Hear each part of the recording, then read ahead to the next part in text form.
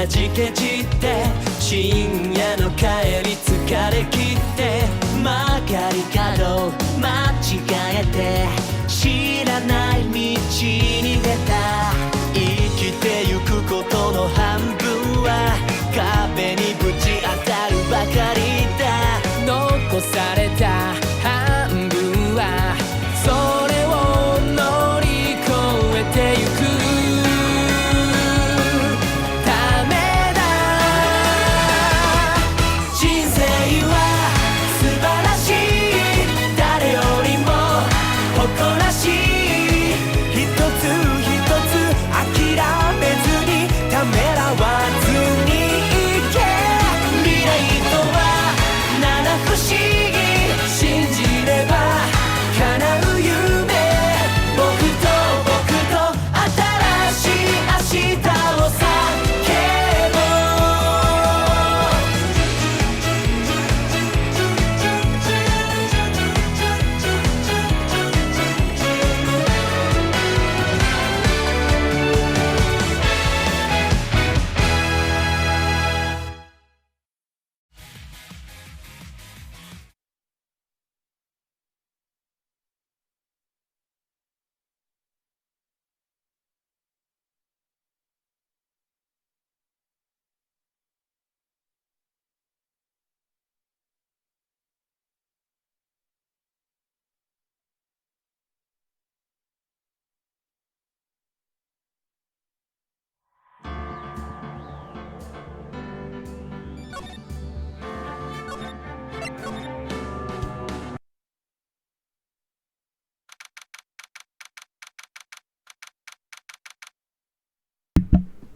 Hey, what's up, everyone?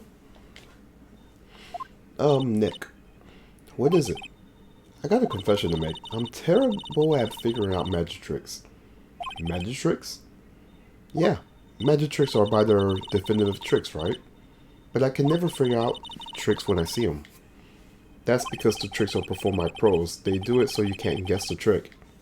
But the trick Pearly showed me was incredible. Pearls did a magic trick? What kind of trick was it? Let's see. It looks like she pulled the end of her own thumb off. Huh? First she put her right thumb next to her left hand, and then it just separated. She could move it up and down and everything. It was incredible. Really? Was it kind of like this? What? How do you do that? Nick, you're like a real magician. See, this is why I just can't figure out magic. I'm not good at it. Especially hard tricks like flying away from the scene of a murder. You'll take all the fun out of magic if you keep trying to figure it out. Let me drink some water.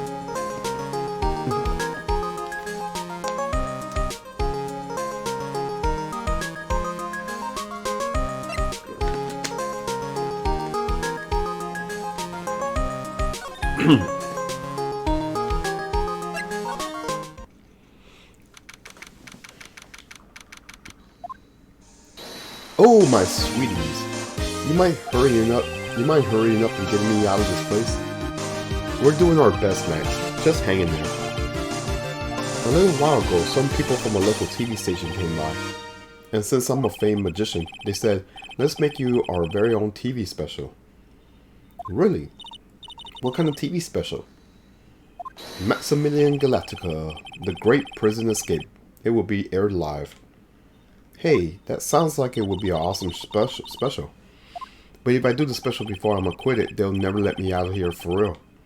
Well, it would surely be an unnecessary addition to your troubles with the law. That's what I was thinking. But the production staff is already working on the show. If you don't get me out quick, I'll have no choice but to stage a real prison break. You seem awfully calm about that possibility. I have no choice. It will be a control obligation. That's show business.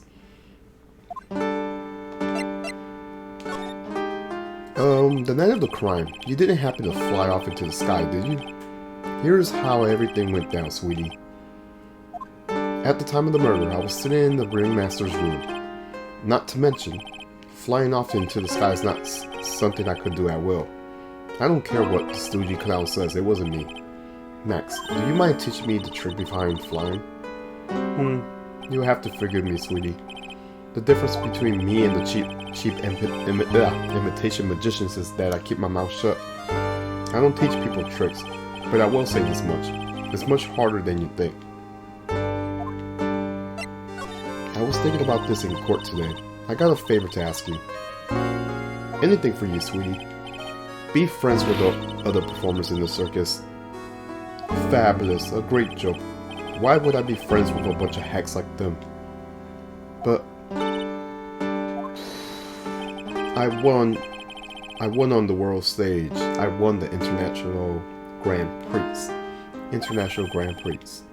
Performers should always look to perform on the world stage, but the performers at the circus are completely and utterly devoid of ambition. That is something I can simply not tolerate. Ambition, huh? Something about what Max just said rings true to my ears.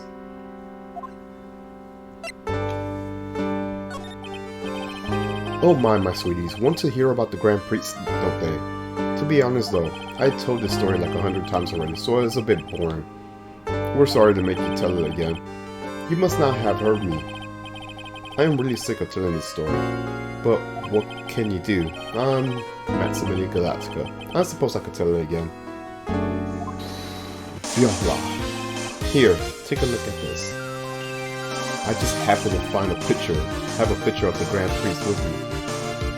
Just look at that fabulous stage. This is the first stage that I ever flew on. I flew right over the audience. The crowd erupted into applause. At that time, I thought to myself that I could die right then and die a happy man. I will never forget how I felt that night. The emotions, the acclaim. Wow. By the way, I think everyone who is a performer should get to experience that feeling. I just wish I could explain that to other people in the circus. That's incredible, Max. I want a trophy too. Hey Nick, how about you buy me a trophy? That's not how you earn a trophy, Maya.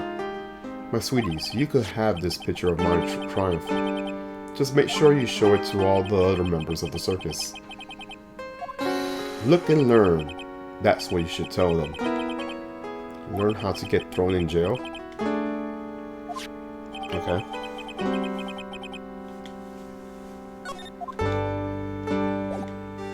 Yo, Monkey, what's up, dude?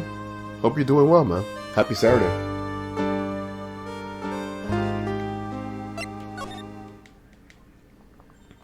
You hear that? It sounds like two people arguing. Alright, let's do this. Are it's Trillo and Ben. Yes. Wait. Quit your whining. Let's just give this a shot already. Alright, let's go. Row, row, row your boat. Row, row, row your boat. What are you doing? Gently down the stream. Come on, you know that. I'm trying my best, but Trillo, this isn't just going to work. Do you enjoy saying dumb things? You're gonna have to be on your own someday. If you can't handle something as simple as this, then what are you gonna do then?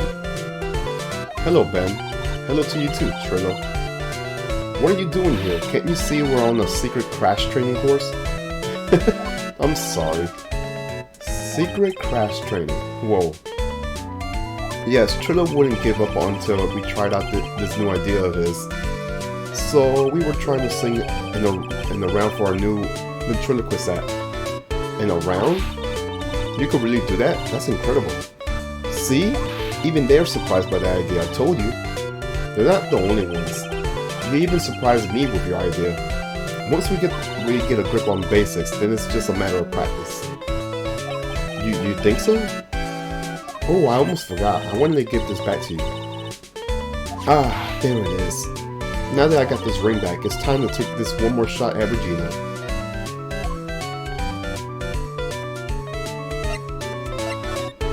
Do I have to talk to her?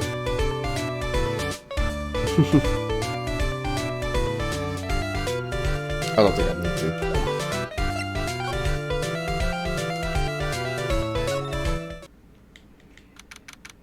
Oh, it's you two.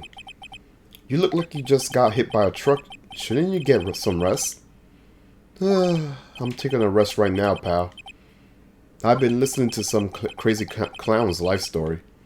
Miss Von Karma told me to come down here and do this for her. Yeah, I figure as much. Let me tell you something, pal. Listen to that old clown sucks all your energy. Every time he's done talking, he looks at you like you should be doing something. Oh yeah, because you're not laughing at his jokes. I think he's waiting for you. Yeah, that's what I thought. I know that, pal. Do you have any ideas how much your face hurts if you're fake laughing that much? Francisca really set you up on bad this time, didn't she? If you ask me, she should be listening to more herself. No way, pal. You're not gonna get me to backbite a woman with a whip. Well, first time seeing the Phoenix Wright game in the flesh. Oh man, these games are really fun. I'm right now in the second game. Why are you defending her? Well, in a way, she's kind of his boss. Von Karma's always got her eyes on us. And every time you definitely don't want her to show up, there she is. Poof. Don't show up. Don't show up. Don't show up. Don't show up. That's probably what he's praying for. Looks like she wound him pretty uptight. She's directly above us as we speak. Huh? How's that possible? According to the clown, the culprit jumped from here and disappeared into the sky. If that's what happened, it means the killer passed right by this window, pal. Oh, I see. Who lives in that room, behind the window up there? The acrobat's got his room up there on the 3rd floor, it seems. Pretty soon, Miss Von Karma's gonna start her investigation up there. So don't get any ideas of going up to the acrobat's room. Got it, pal? I mean, I think that's what we're gonna do.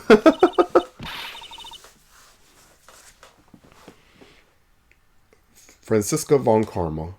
Once she's done with her investigation, I think I'll go up there and check it out.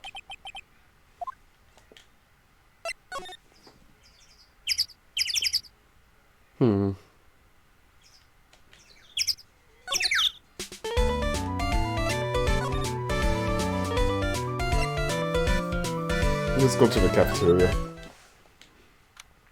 Huh? Where's Regina? I don't know. But if she's with that tiger, I don't want to find out. Let's hurry up and get out of here. Nick, you're kind of a chicken, aren't you? No. I'm just allergic to wild tigers. Alright, let's go to the cafeteria. Let me drink some water. Oh, there he is. There's Mo. Ah, right. Come to the wonderful, the fabulous, the cafeteria. Yikes, he's in an awfully good mood. Alright, you know what time it is, riddle time. Why does everyone cry when they eat Mexican pizza? Oh my gosh. Come on, you can answer this, it's easy. Because cafeteria Mexican pizza is possibly a weapon of bold destruction. Oh my gosh. Wrong, try again. Okay, what do you think, girlie? I got it. Okay, what's the answer? Because they are in the cafeteria. Exactly. It's an incredibly sad place, that cafe. I'm like, it's not that funny. I did it. What's going on? He's being too nice. Alright, I guess we talked to Mo.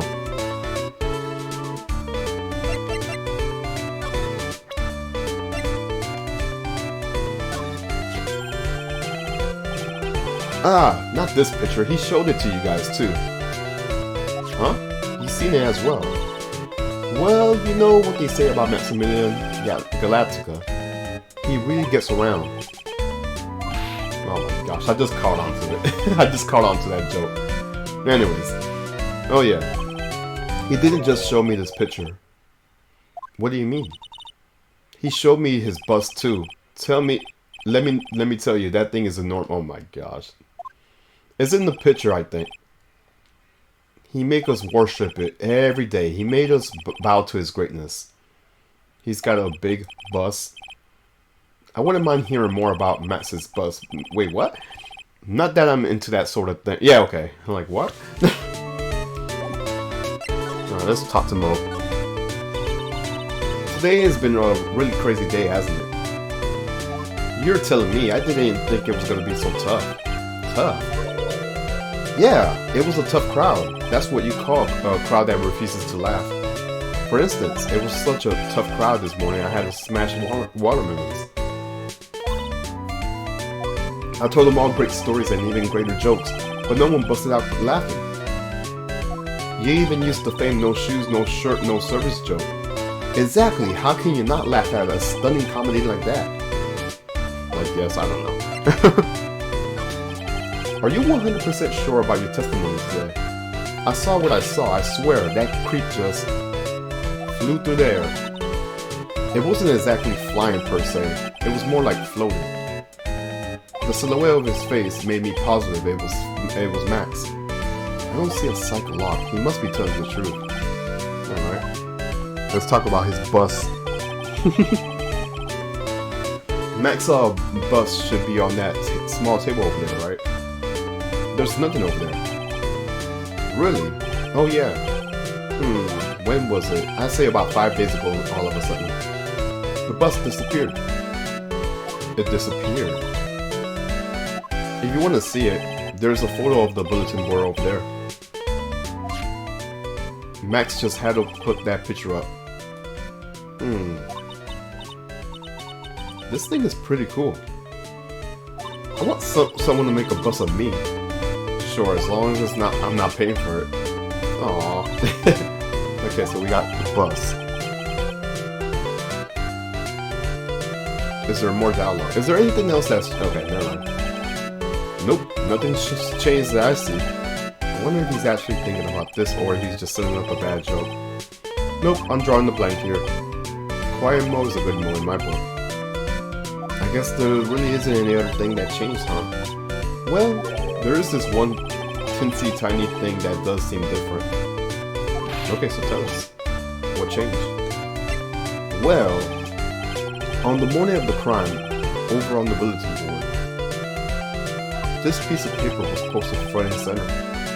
Piece of paper? It's torn, so I don't know what it says, but I could see its title. Yikes. To the murderer. Murderer. Yep, that's what it says, but the rest of it has been ripped off. And I don't know who posted it.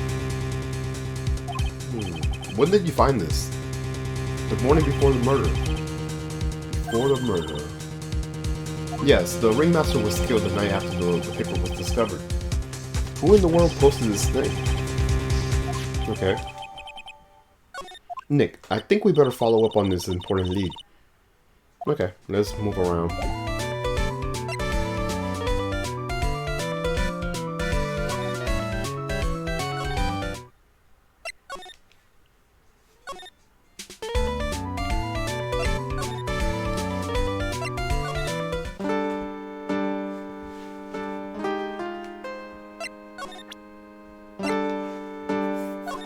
Do you know anything about this note? The morning of the murder, it was posted on the wall in the cafeteria. I do know all about that note. When I read it, my heart skipped a beat. Your heart skipped a beat? While I was enjoying my morning tea, the ringmaster and company entered the room. And company? I guess it wasn't really a company, it was just the ringmaster and my sweetie pie. When the ringmaster read the note, he turned an incredible bright red. All of a sudden he tore it off the wall and shoved it into the pocket of his tailcoat. Really? Out of curiosity, what in the world was written on that thing?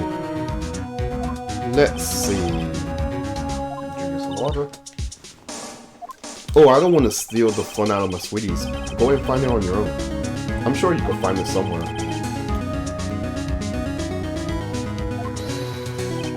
You might also want to ask my sweetie pie princess. Okay. So I guess we have to go back there.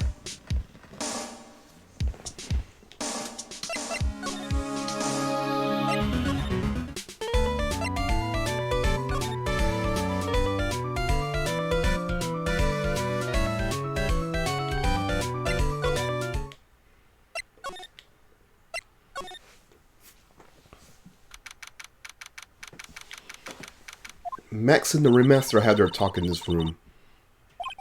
That could have been when the ringmaster put on Max's costume and went outside. Why did he do that anyways? Wasn't it really cold or something? Alright, let's look around. Hey, do you see that? There's a scrap of paper shoved into the pocket of the tailcoat. You know, I got a feeling I know what that is. I bet that's the other half of the note that Mo gave us. Then let's hurry up and check that thing out, Nick. Okay. I knew it. It fits perfectly within the other piece. What does it say? What does it say? To the murderer. I have conclusive evidence of what took place. Meet me at 10 tonight at the Longin House Plaza. Tonight at 10. That's when the murder took place. Now we need to find out who called out the ringmaster.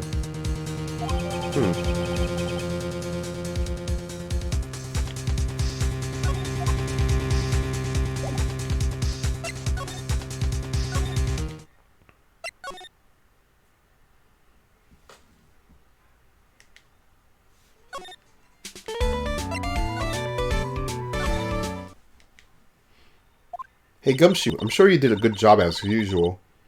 Well, I am done with the investigation of the acrobat, finally. But with Miss Von Karma.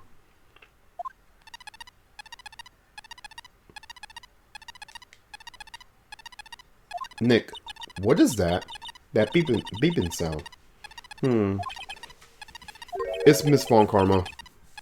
Huh? Every time I hear that sound, she's usually not very far behind. Some sort of pager or something? If you don't mind, pal, I'm gonna go ahead and get out of here, quick. See you, pal. I didn't know that Gumshoe could run that fast. So much for being a flatfoot. Never seen a grown man so afraid of a girl still in her teens. Well, let's go inside. It's freezing out here. The wind's as biting. Ow! Oh my gosh, it's fucking Von Karma. As biting as lashing from a whip. Von Karma. She really did appear. It was a real battle today in court, wasn't it, Mr. Phoenix Wright? Did you have to jump up and scare us like that? What can I do for you? Tomorrow will be the day my dream finally comes true. You mean the story of my defeat at your hands making the national news? Hahaha, national news, you possess such a small sense of scales. The global news, Mr. Phoenix Wright. Your miserable plight will be known internationally. I think she might be overestimating the importance of a win by a smidge. Alright, let's top her.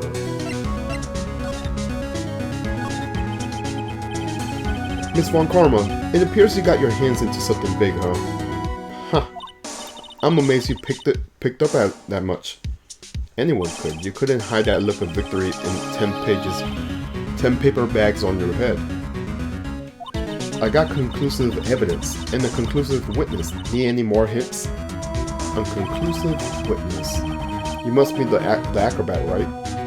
I'm putting in summons for him to be called as a witness as we speak. It's the final nail in your coffin, Mr. Phoenix, right? Yeah, I get it already. You want to beat and destroy me.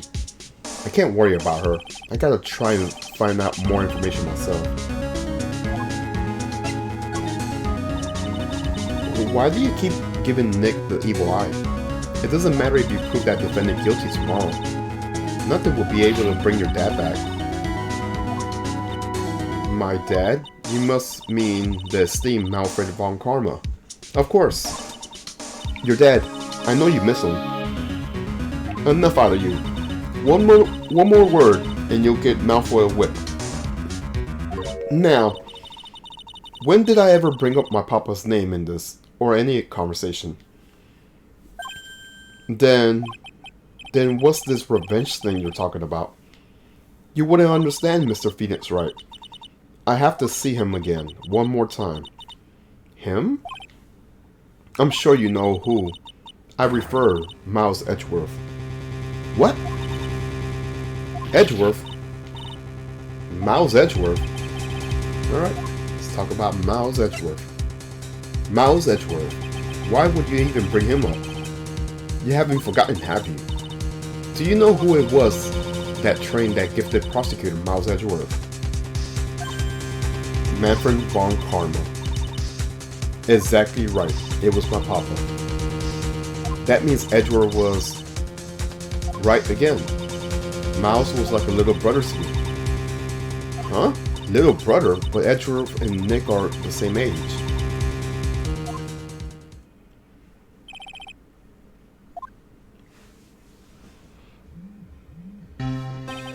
The man who inspired me to become an attorney, I was gonna say lawyer. I fought against him in a few cases. But a little after that case was over, he vanished. It's your fault he's gone. Huh? It's the truth, isn't it, Mr. Phoenix Wright? Nick, what does she mean?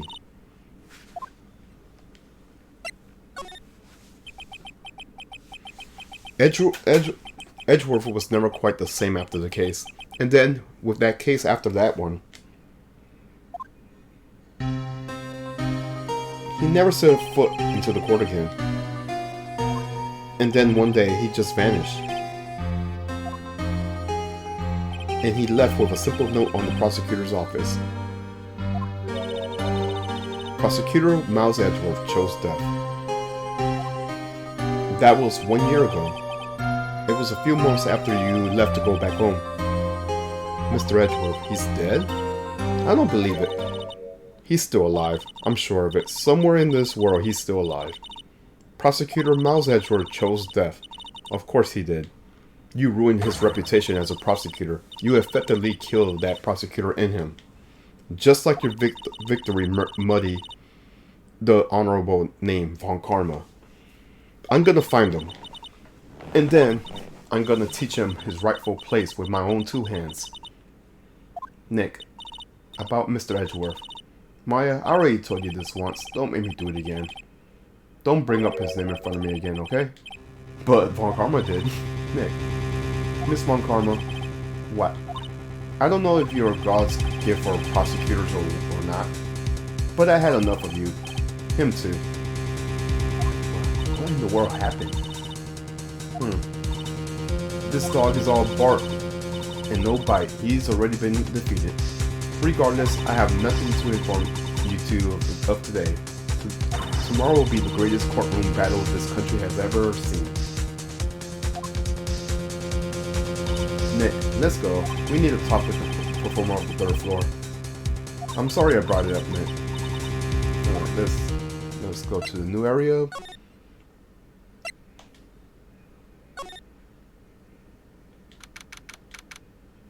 You must be Phoenix Wright. Yes. Pleased to meet you. I'm Ken Dingling. But here at the circus, everyone just calls me Acro. Mr. Acro. How do you know my name? The detective told me. He said you'll definitely show up here. Acro, you're a member of the circus as well. That's right. I mainly perform on the tightrope of the flying trapeze. But nowadays, all I perform is in my wheelchair. Okay, I guess we'll just talk to him.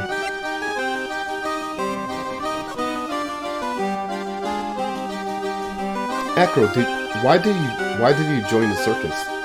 When I was a kid, my parents failed miserably at business.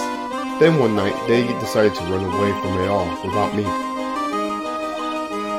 The only person who was willing to take my parents' place was the ringmaster. The ringmaster took such incredible care of me. He was truly a lifesaver. It seems like the ringmaster was truly a saint. He was. That's why I decided to do something very important. I decided that I would devote my entire life to finding a way to repay him. And now, look how someone repaid him for all the good in his life. It's such a shame. Sometimes I think that he almost was too kind. Perhaps he was too kind to his performers. Perhaps he was too kind to his daughter. I wonder if he spoiled Regina. Regina is so cute. She's truly a princess. Truly a princess. Are you sure that's a good thing? Do I detect a hint of grudge against Regina? I don't know. Let's find out.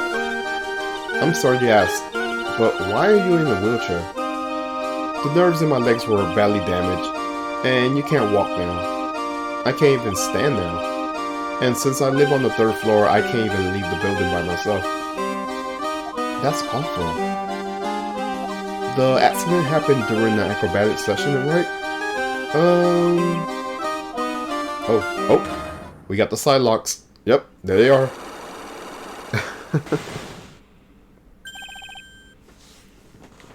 It doesn't seem like Acro's injury were acrobatic in nature. What's on your mind, Mr. Wright? Well, exactly when were you injured? It's been almost 6 months since I was hurt. I injured my legs during practice. 6 months ago. What in the world went on at the circus then? Alright, so he doesn't want to reply much on that. I stopped by yesterday and noticed that you weren't in your room. I was at the hospital all day yesterday. Ah, you went there for rehabilitation? What about the murder? Of course I knew about it. I spoke with the police before they allowed me to go to the hospital. Before I got the call from the prosecutor, I was convinced that it was all a dream. Huh. I just couldn't believe it when I saw what I saw. What you saw? Jeez, that sounded really ominous.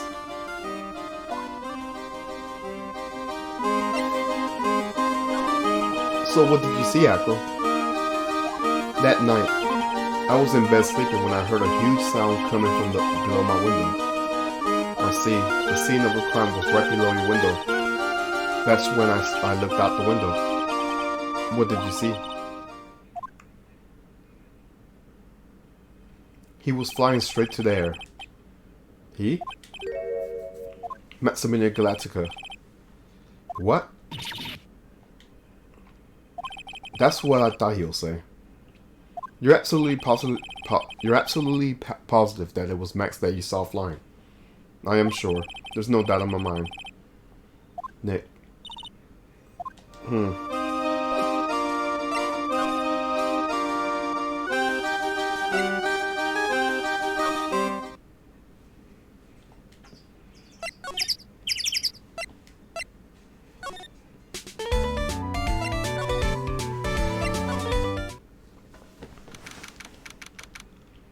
Oh, it's the tiger. I got a bad feeling about this. Yep, it's the tiger. Nick. Wonderful. Today's special must be filet o phoenix. Stay, heal. Oh, Maya, Nick, it's you guys. I'm sorry. I guess I made a mistake. A mistake? Yeah, a little one. I was thinking of teaching whatever primate was out there a lesson. But I was expecting more of a monkey than a human. A monkey? I guess we'll talk to her.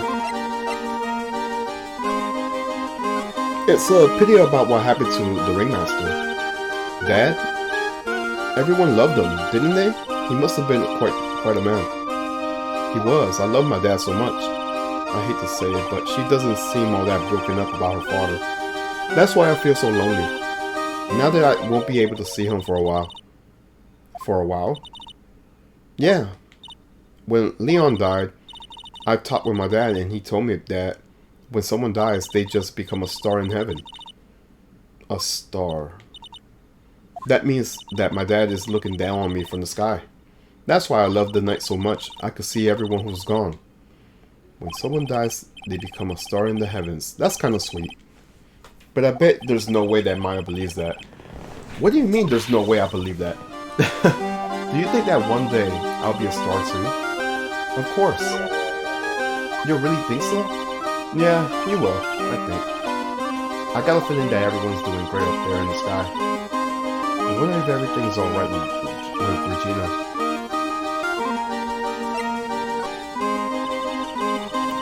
Just to go back and clear something out, why do you want to teach Money a lesson?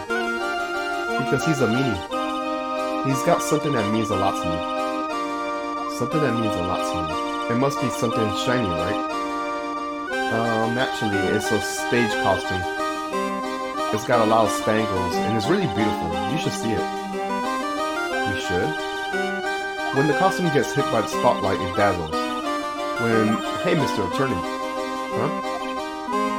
if you saw that monkey, you would get my costume back for me, would you? It's really important to me. Yeah, sure. We got a bone to pick with that monkey anyways.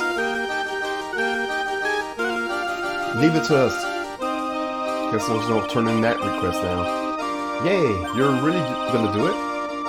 Yeah, sure.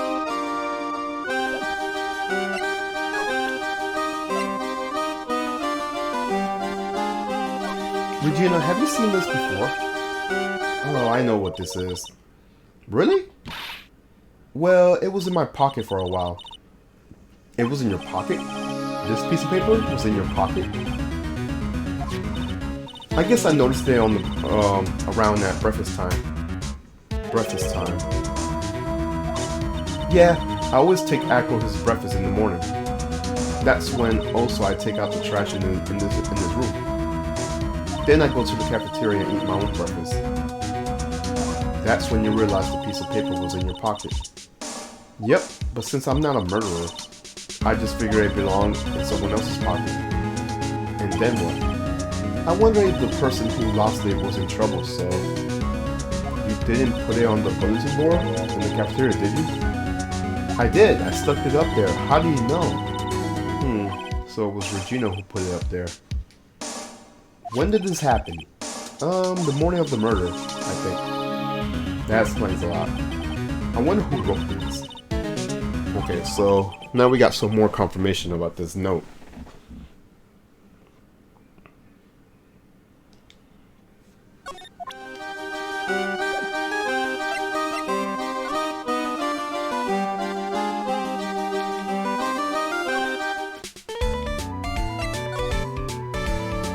Let's go to Moe's.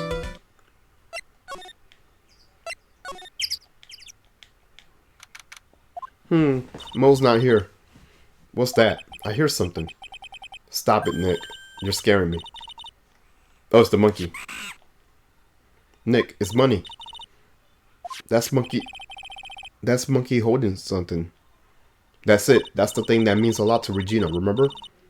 Oh, right. Time to take on that monkey. Attorney style. Give it back, monkey brain. Give it back, monkey brain. That means a lot to Regina. A real man wouldn't make a monkey out of me. Yikes.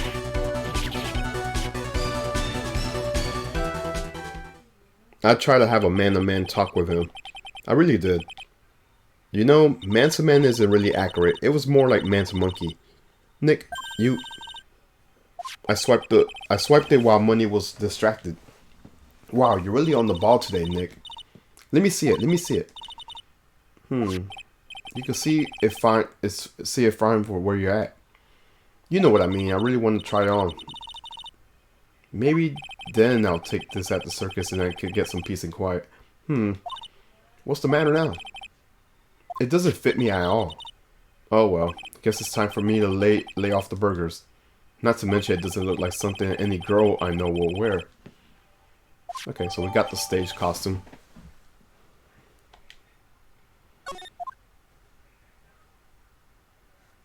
Maybe go back to the... We'll probably go back to the big top.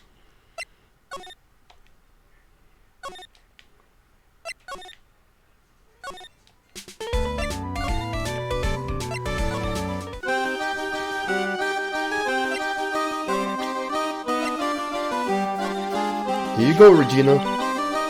Yay, thank you. You really got it back for me. Don't mention it. I love you, Mr. Attorney. Blush. It's nothing. No wonder guys melt so much in front of this girl. Hey, Regina. That costume is yours, right? I tried it on, but it didn't fit me. Huh? This costume? No, this isn't mine. It was Leon's. Leon's.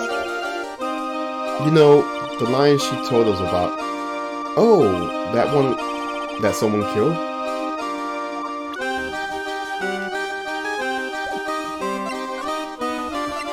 Leon, he was killed, wasn't he? That's right, my dad killed him. Why? Well, Leon did something really bad during practice. During practice? Leon was sitting down and then he opened his mouth, you know? Uh-huh. Usually when he did that, I would put my head into his mouth. Ah, wait, you put your head into the lion's mouth? I sure did. The people in the crowd always would love seeing me do that. They always start screaming. You sure they were screaming because they love seeing you do that? Anyways, what was that bad thing? Oh yeah, Leon bit someone during that practice. Regina, everything was alright though, right? No, it wasn't alright. That was the problem. My dad was incredibly angry. And that's why Leon... Yeah, that's when he became a star in the sky. Poor thing.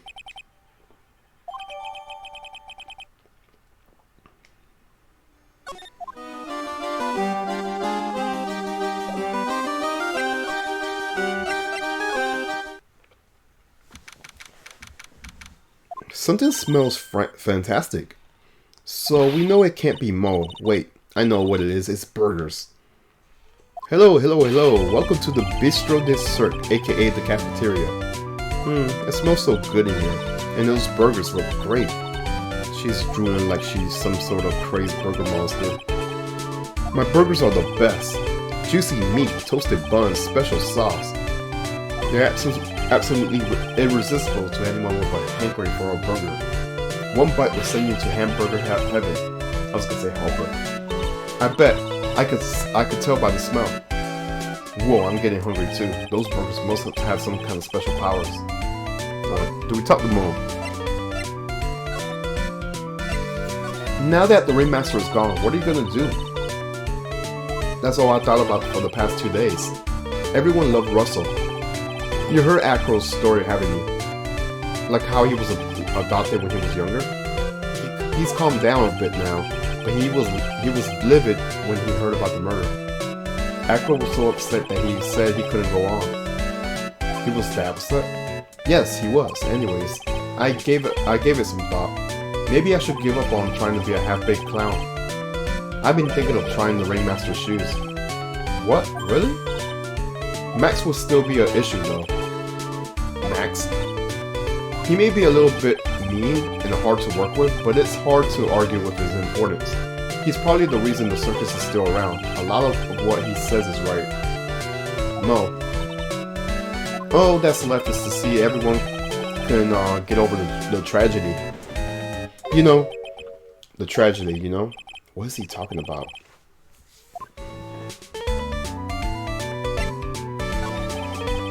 Get over what tragedy, Mo? Huh. Don't worry about it. It's nothing. Nothing at all. You must mean the tragic death of the Ringmaster, right? Yes, that's it. You're right, girlie. Dang. Correcto mundo. Does he mean ding? Mo, I mean no disrespect here, but are you lying to us? No, not at all. What makes you think that? Just the way you said if everyone could get over the tragedy seems a bit strange. It sounded like you were talking about something from a long time ago. Mo, I'm right, am I? Yep. There it is.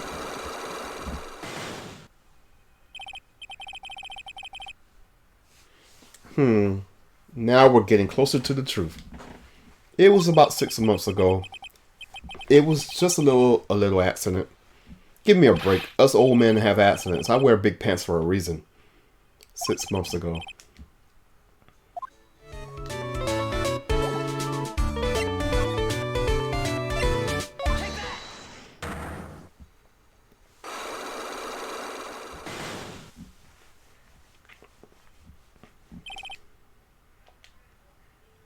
Mo, please tell us what happened 6 months ago.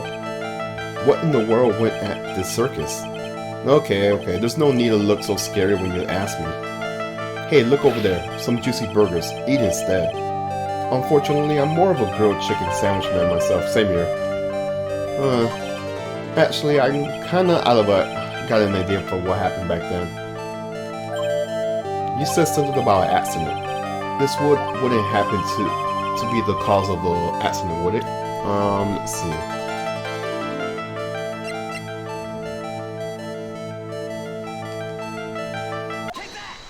I heard a little bit about it from Regina. Leon made a mistake during practice, right? How did you... Well, we just said how.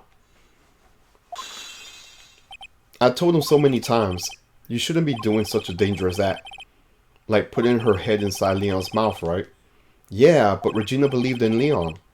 She believed so strongly that the ringmaster went along. He never would say no to her. Out of curiosity, who was bitten? Come on, Mo, don't clam me up. Don't clam up on me now. How did Leon bite her on the head? Well, I promised I wouldn't say anything. You promise? He's involved in this too. He's involved, huh? Mo must be talking about... Mo, is this person that you promised you wouldn't say anything? Let's see.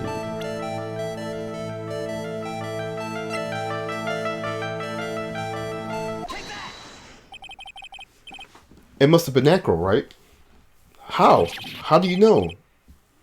It was 6 months ago. Don't worry about that, Mo. Getting to the bottom of this accident may solve what happened to the ringmaster. No, no way. I need to know the truth about what happened to Russell. Please tell me what you know. I'm sorry, Acro. Alright, so now we can get him to talk.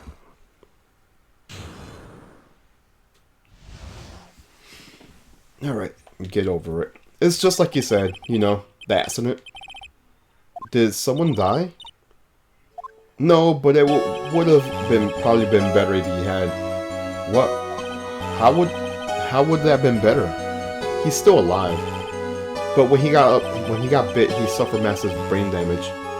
He'll never recover from the coma that he's in. Coma? All he does now is lie in his bed in the hospital. And that's all he ever's gonna be able to do. I see. How is he related to Acro? He's his brother. Huh? The person who got bit from Acro's... the person who got bit was Acro's brother. They were an acrobat team of brothers, Acro and Bat. Cute nicknames, I thought. Anyways, they were an incredible team, cut down together in their prime. So who is Acro's younger brother? Sean Dingling, but everyone calls him Bat. He fell in love with Regina, trying to win her love was his downfall. Everyone seems to fall in love with Regina. 6 months ago, while we were practicing, all of a sudden Bat blurts out, "Let me perform with Leon." Why he do that? I don't know, but that's what caused the accident.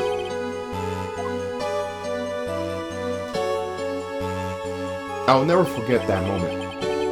It was so strange. Leon had the weirdest look on his face. He was smiling. He? You mean Leon? Yeah, Leon. When he bit down, he was smiling.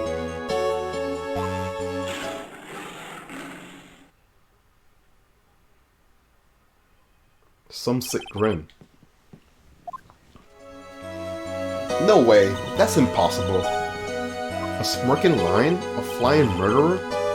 Why does it seem like it is always Mo who catches all these incredible events? Nick, can lions smile?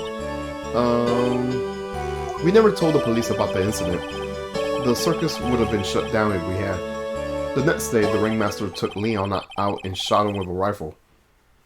So that's what really happened. Well, you guys were so serious. What was I supposed to do? I had to tell you. But all this truthfulness had put me in the mood for a burger. Here, you two have some pepper. Well, key clue. That's a key clue right there.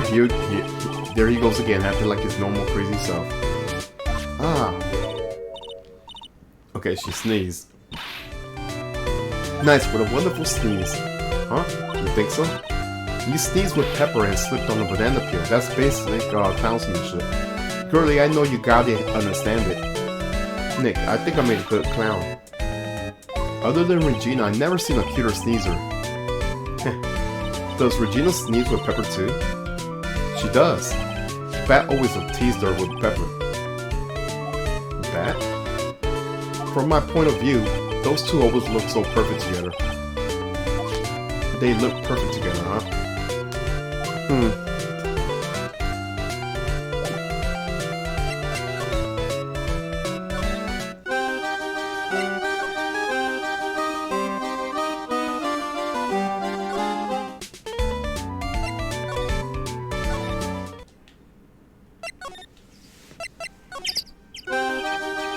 Ah, Mr. Wright, back again, I see. Well, he did say I'll be back, but wait, or was that someone else?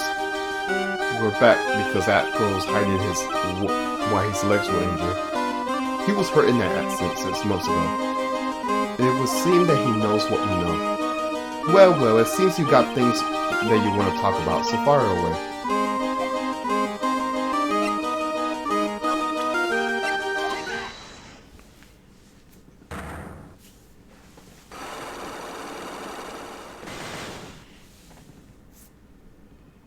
Okay, let's talk about the wheelchair. I have to ask you, how were you injured? I'm sorry, I thought we talked about this. There was an accident that happened during practice. An accident during practice. Yes, unfortunately, acrobats are prone to all kind of injuries. He's lying. If that was the real cause, he'll have no reason to keep it a secret. Acro, are you really telling me that a practice accident was the cause of your injury? Alright, so we have to figure out something. Leon's the most obvious. Leon, 6 months ago, you were attacked by the lion. That's when you were injured. Okay. I know I'm on the right track. I just need to keep going. You're saying that I was attacked by a lion? That's what I was saying. I'm sorry, Mr. Wright, but I'm an acrobat. I'm no animal tamer. If a lion was coming at me, I'll be running for the exit. Okay, maybe attack is not the best word to be using. So let me rephrase that as battle the lion. You seem to enjoy telling jokes. Why would I decide to battle a lion? Because you had to fight it. You had to fight it to save someone. Oh, you just answered it.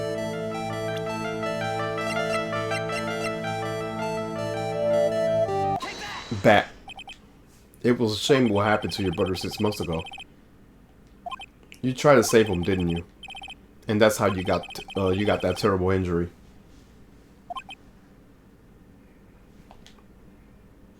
Okay, we got it. Mo, he must have told you. Yes, we learned about Bat from Mo. But he didn't mention anything about you regardless in that accident. I suppose it was just a slip of the tongue of his part. That's how I figured it out.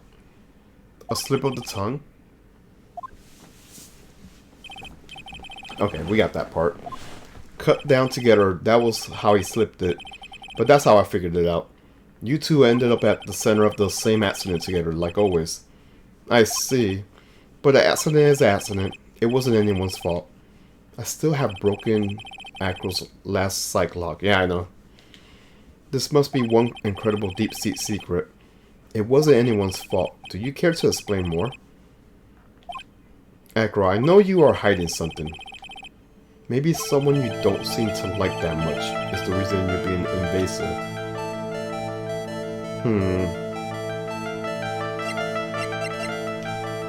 Those are the key words right there. Regina.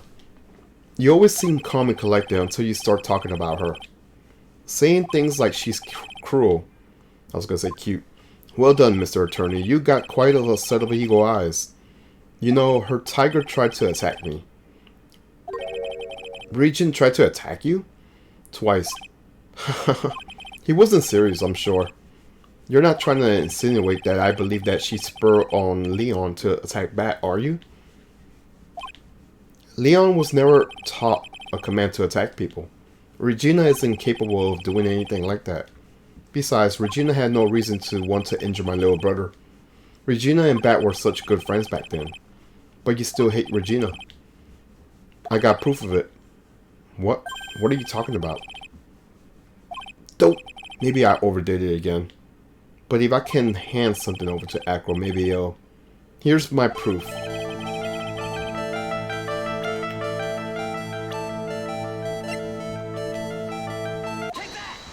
This. Where'd you get it? Regina posted it on the bulletin board in the cafeteria. Before that, it was in her pocket.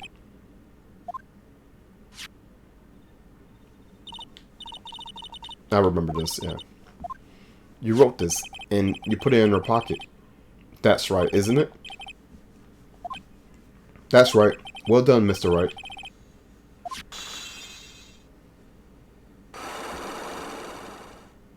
Alright, so he's hiding nothing no more. Let me drink some water.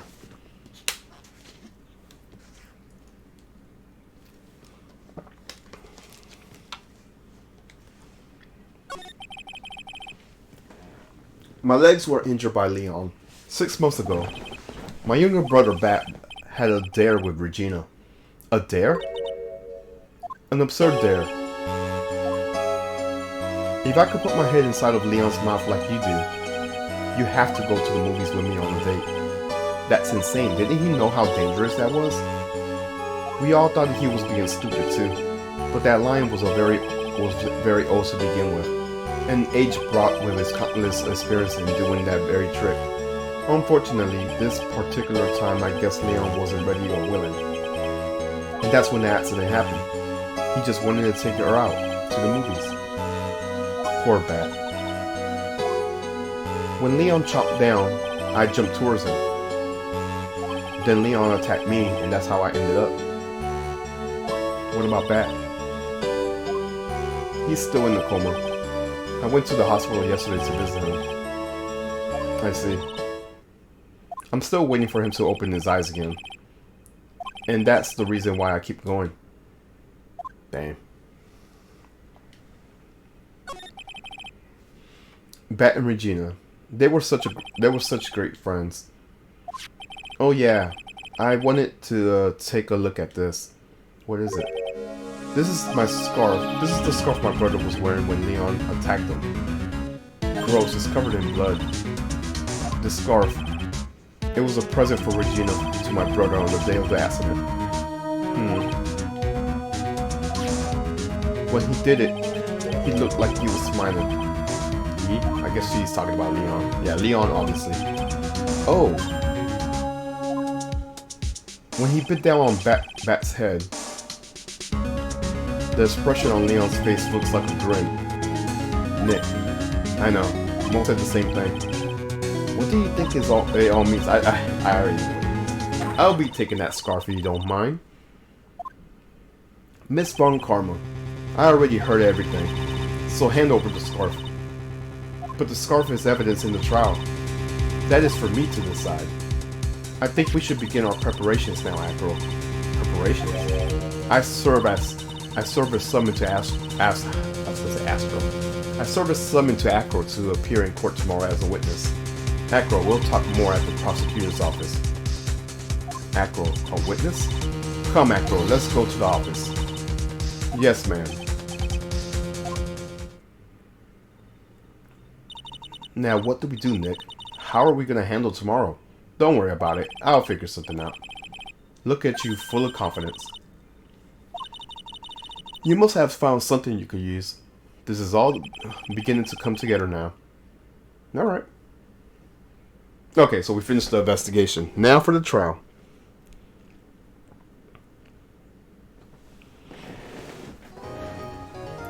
We're gonna save.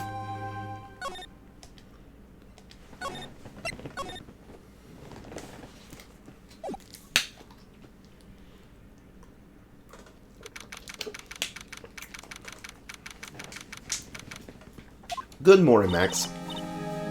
Oh yeah, good morning, sweeties. You don't seem like your usual self today. I always like this before I go in front of the audience. I'm working it up. Teehee. Don't get nervous, Maxie. Here, have a glass of milk. Regina! How fabulous, my sweetie pie princess. You came to watch my performance today. Of course I did. Mo told me that I should come and watch this. Mo said that? So, what kind of performance will you put on today? Let me guess, you fly at the end? It's not that kind of show. Isn't that right, my sweeties? Huh? I think my sweetie pie's, princess doesn't... Yeah, she doesn't seem to realize what's going on, or even where she is. Well, Max, it looks like it's time to raise the curtains. I'll see you later. Today, I'm just a member of the audience. Fabulous. Maybe enjoy yourself out there. Good luck, Max. You're the best. Regina's different, don't you think, Nick? Top of the morning to ya. Everybody, let's get ready to get stuck in legal limbo. How low can you go? Mo. Top of the morning to you, Governor. Top of the morning. That's the ticket. Attacking the day starts with energy in the morning. The early bird gets the worm, but then again, the worm lacks higher brain function. Oh my gosh. I brought you a present. Here's some milk. Oh my, thanks. So how are you today, right? Well, I got the feeling that today I'm gonna face off against the real culprit. You mean Acro? You think he did it? Be careful. He's used to putting his life on the line, literally. He's got guts to spare. If all I got to worry about is how thin the tightropes is, I'm used to it already. It just means that I won't be able to press him like I can other witnesses. How are you gonna do that, Nick? I guess today I'll just have to do without our usual psychological warfare. Today we'll rely on evidence. It's the only way we'll get past Acro into the truth. You're right. But it's gonna be tough.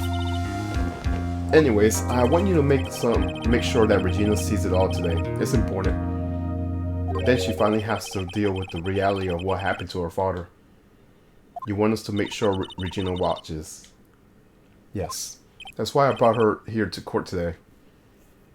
What's that supposed to mean? She needs to know what when people die, they just don't become stars. I may be an old-fashioned clown, but I don't believe in people becoming stars.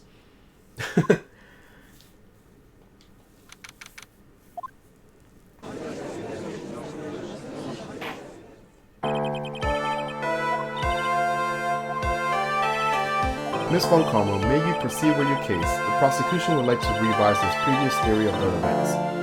What's the meaning of this?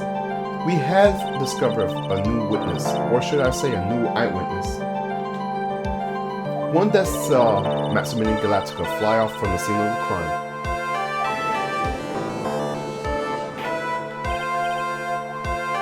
I had a feeling something like this would come up. Due to the revision, we are now prepared to explain how the defendant flew that night, an explanation that prosecutor will present if the needs arise. In fact, my detective stayed up all night creating a mock-up of the scene, on my orders. Poor Gumshoe. Very well, please call your witness to the stand. Time to get to work, or should I say, time to walk to the courtroom's tightrope. Alrighty, it's Acro. Name and occupation. Kim Dinglins, but everyone calls me Acro. I'm employed as an acrobat in the very big circus. Where were you at the night of the crime? I was in my room that night. Okay, so we have a map. If you look at the map, you will see the witness's room is near the crime scene. I'm just making observations. So, launching house, first floor, third floor. Okay. My room is on the third floor. The crime scene is below my window. The night of the crime, the witness saw something quite shocking. Would you tell us what you witnessed? Okay.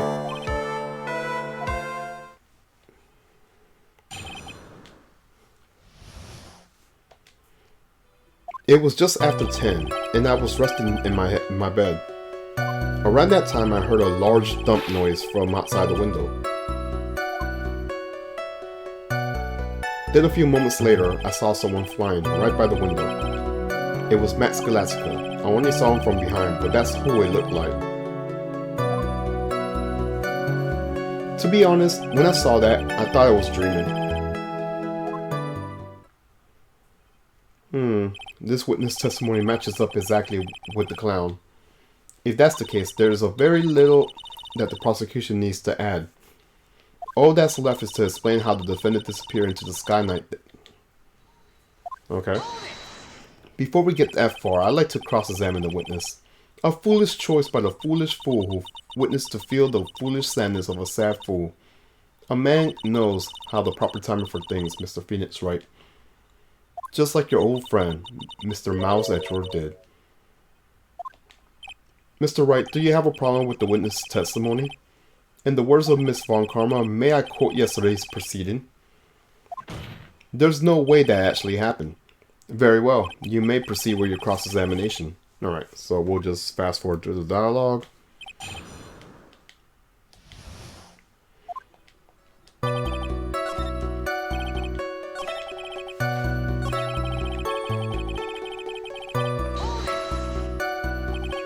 The light in your room was turned off then, right? That's true. I was going to bed after all. So with the lights off, you were still able to see clearly a human fly by your window. The safety lights lit things up enough for me to see. But honestly, there was only enough light for me to see the silhouette outside of my window. It was the person's back, so I couldn't see the white rose on the front. Did you see any of the other symbols? I clearly saw the silk hat as well as the cloak wrapped around his body. I'm convinced that the person I saw was Max Gallica. The more I press him, the less results I seem to get. Perhaps maybe there was something fishy with his latest bit of testimony. There's a huge contradiction with the testimony that was just given. If there's a contradiction, then prove it with evidence. She's right. Let's see some evidence. Do you have any evidence to support your claim of contradiction?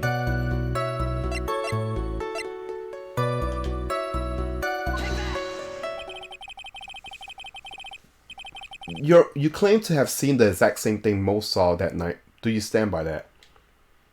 What do you mean? The silk hat. What about the silk hat? I saw it on Max's head as he flew by my window. Well, you should have tried looking down at your window that night. That would have been quite difficult considering the state I am in. Just looking outside of the window was tough enough for me to challenge for me. That's a shame because you would have noticed the silk hat found on the scene. That's the ringmaster's hat, right?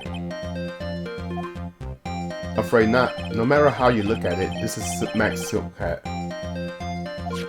Where are you going with this, Mr. Wright?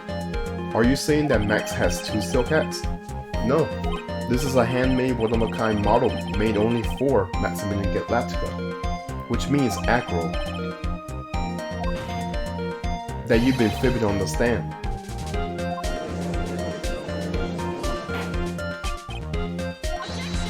As always, it looks like someone just had to open their mouths before thinking. Are you okay, Nick? Well, I opened my big mouth, now I have to back it up. How about it, Mr. Wright? What would cause this witness to commit perjury in this court today?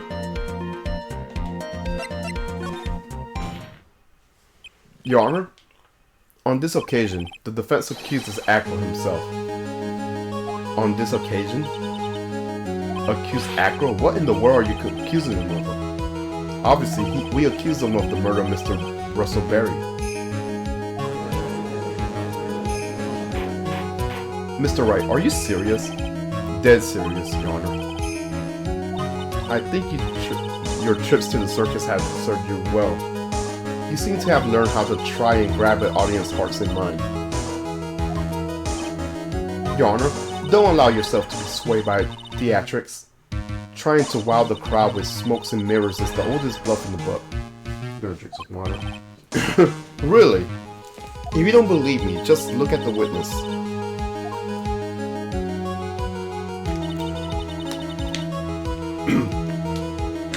He's calm enough for it to be almost scary.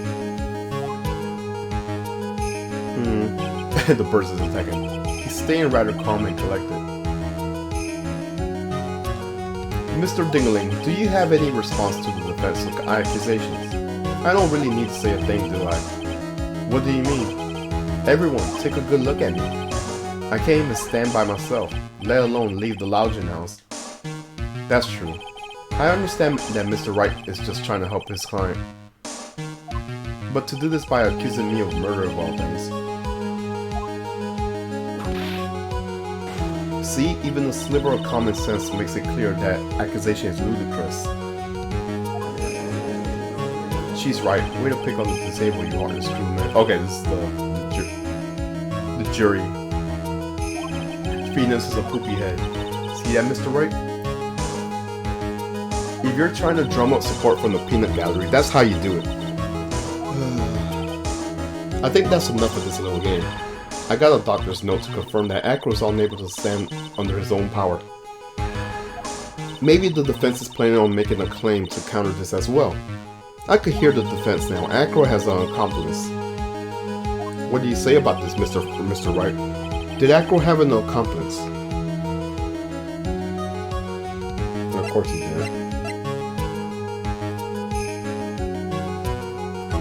Now then, this must be when we get to hear the name of the mystery accomplice. Not this time, Von Karma. What? You're not going to sucker me into this one. What are you babbling about, Mr. Wright? There was no accomplice. Acro planned it and committed this murder all by himself.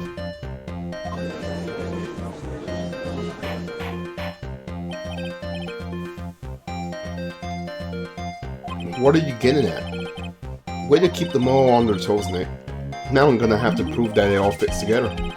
I have to show how Acro murdered Russell Berry. Can you do it, Nick? Can you really do that? I know what I could do, what I can't do. I can't stop now. If I stop attacking, I'm doomed. Alright, let's do this. Mr. Phoenix Wright. If this witness is the killer, then his eyewitness account is all lies, right? Mr. Wright, I'd like you to clear something up for me. When this crime was committed, exactly where was Mr. Dingley?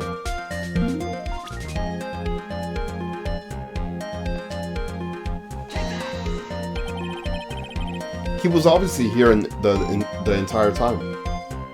That's Acro room. Pretty simple, eh? Acro wasn't able to leave the lounging house by himself. In that case, there could be only one correct answer. Acro didn't leave his room to kill the ringmaster. What? Are you nuts? What say you, Mr. Dingley?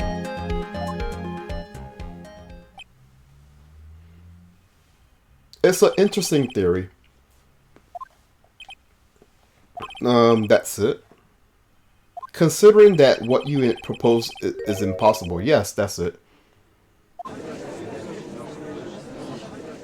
Mr. Wright. Yes, Your Honor.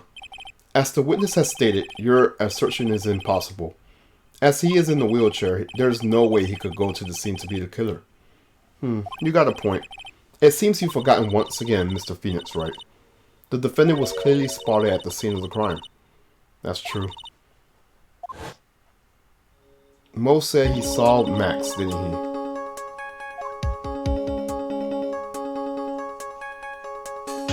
But Maya, it's still impossible for humans to fly. Do you mind if I ask a question, Mr. Wright? What is it? I understand some of your logic. However, how do you think I killed him? If I can't leave my room, I obviously wouldn't wear Max's costume. How did he do it? That's the next course of this legal buffet. Be careful, Nick. If you mess up here... She's right, I can't mess up here. I gotta give this one some serious thought. I'm sure that Acro killed the ringmaster. And if he did it while he was in his room, no doubt about it. Time to enlighten us of how Mr. Dingley committed the crime, Mr. Wright. I'm gonna present some evidence. So what did Mr. Dingley use to commit the crime of murder against Mr. Russell Berry?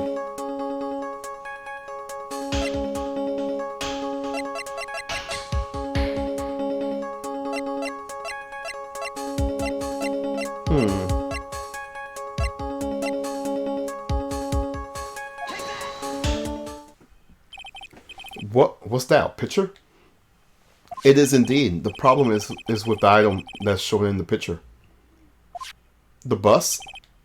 It's quite a large bus. And became a life-size, very, very heavy. Heavy enough to guarantee a certain death. Especially if it was dropped from a third-story building.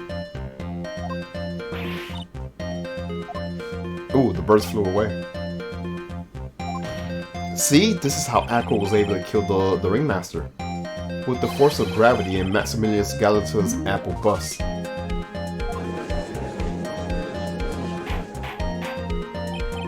So you're saying the bus fell into the ringmaster? A rather simple crime. Even if you were stuck in the wheelchair, it would be incredibly easy to commit. How could you possibly wheel a wheelchair with something so heavy it's impossible? Well, Acro is an acrobat. he should have more than enough upper body strength to carry something like that, like the bus. Mr. Dingling, how do you respond to these charges? Well, Acro's at a loss for words. He should be. He knows that I'm getting close to the truth. Ow! I couldn't read it. I watch him what I say if I were you, Mr. Phoenix, right? What? Your Honor, the physical health of the witnesses is material to this case. I demand that we get a proper testimony from the witness himself. Testimony, you say? Von Karma. She's just using this testimony as a ruse to stall for time. There is absolutely no need for a testimony. The defense has its version of this murder. The prosecution has the right to respond. The defense objection is overruled. Why can't he see things my way once in a while? Mr. Dingling, I'm sorry, but we need you to testify about your physical condition. If you have any doubts about your ability to testify, we can request expert testimony. The witness will have no problems, however. Let's all be respectful towards him. Thank you. That woman will sink any load to win the case. Alright.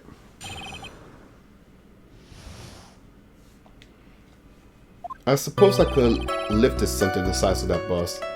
I have a strong upper body from working as an acrobat, and only my legs were injured. However, lifting the bus and looking out the window would be impossible. There's no way I could have exerted that kind of force on my lower body. That makes it impossible for me to have known the location in the ringmaster's head. Thus, it would be unrealistic for me to drop the bus on him, don't you think? I have no doubts in regards to this witness testimony. It was impossible for him to lift the bus and stick himself out enough to look. Not to mention that he could have just known the location of the ringmaster's head. A single false step would have led to even more severe injury. That's what I was thinking. What is your opinion on the matter, Mr. Wright? I'd still like to proceed with my cross-examination.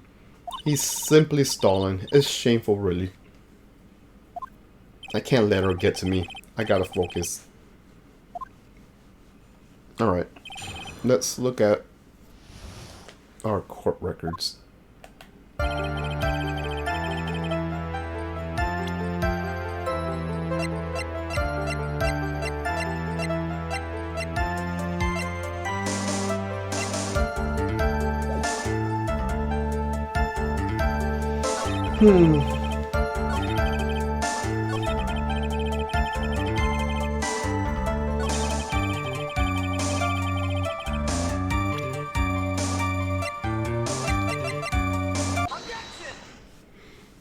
Acro, you didn't really need to lean out of the window, did you?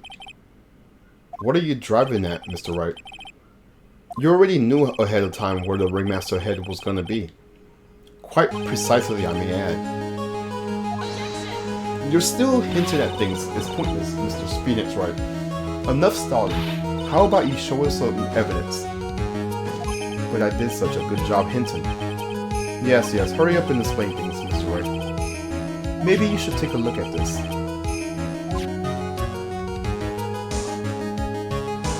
The key point here is the wooden box. The same wooden box that the victim was found punched over.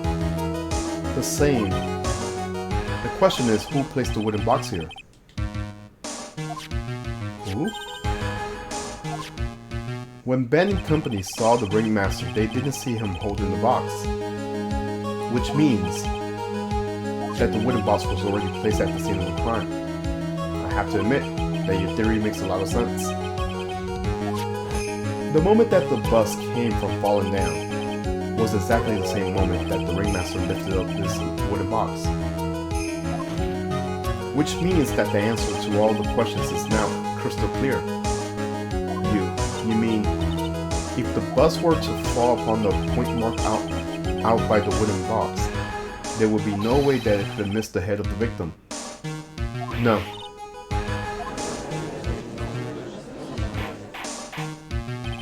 This is unbelievable. Finally, some of these loose ends are starting to tie themselves up.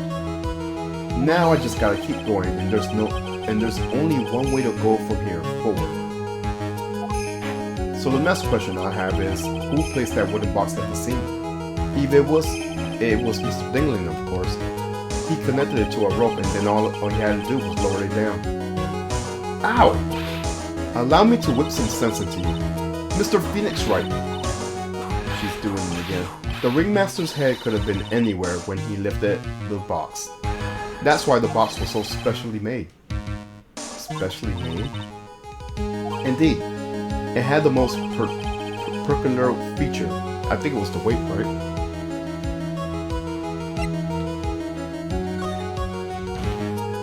The box was had a remarkable weight. Weight? According to the court record, it weighs 20 pounds.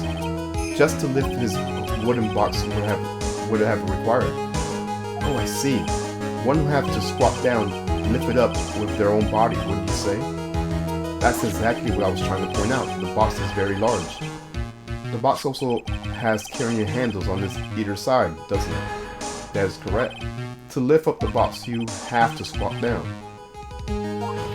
Which means that no matter who you are, your head will be on approximately the same place.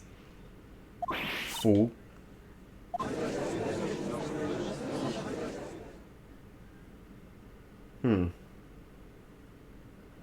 Does he even bother to listen to me anymore?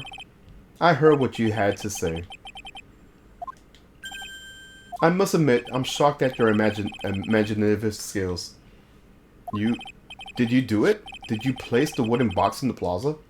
Mr. Wright may have a vivid imagination, but I could never have done what he's proposing. What?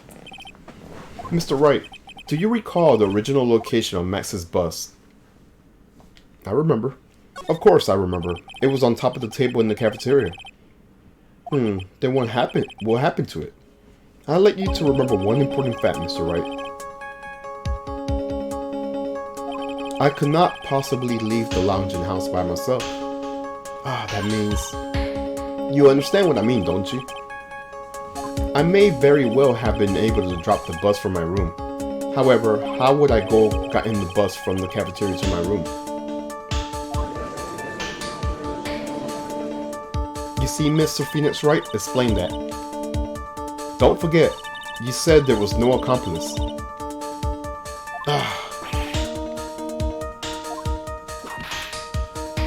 Tell us exactly how the witness was able to carry the bus from the cafeteria. Yep, we definitely have a problem here. But this is no place to get perplexed. I gotta get my wits about me and prove how things happen once and for all. Alright, Mr. Wright, let's hear your explanation. How did the witness get the bus from the cafeteria back from his room? There's this fucker right here. A monkey? Everyone knows money. He loves shiny objects in any size. Oh, like when he stole the ring. So are you saying that the witness had a monkey steal the bus? Of course he didn't order the monkey to steal it. The monkey stole it on his own, and then brought it back home. Oh, we get it somewhere. Home. Money lives in Acro's room. Acro's room? But the bus was Brown's, wasn't it? Brown's isn't all shiny. Maybe you should put the whip down sometimes and read the court record. My, those are some very nice cars he's holding. Yes, and they are made of platinum, which is very shiny. Acro. Money is a strong monkey, right? It'll be easy for him to bring that bus back to your room. If he wasn't able to handle that himself, I'll be on the market on the new roommate.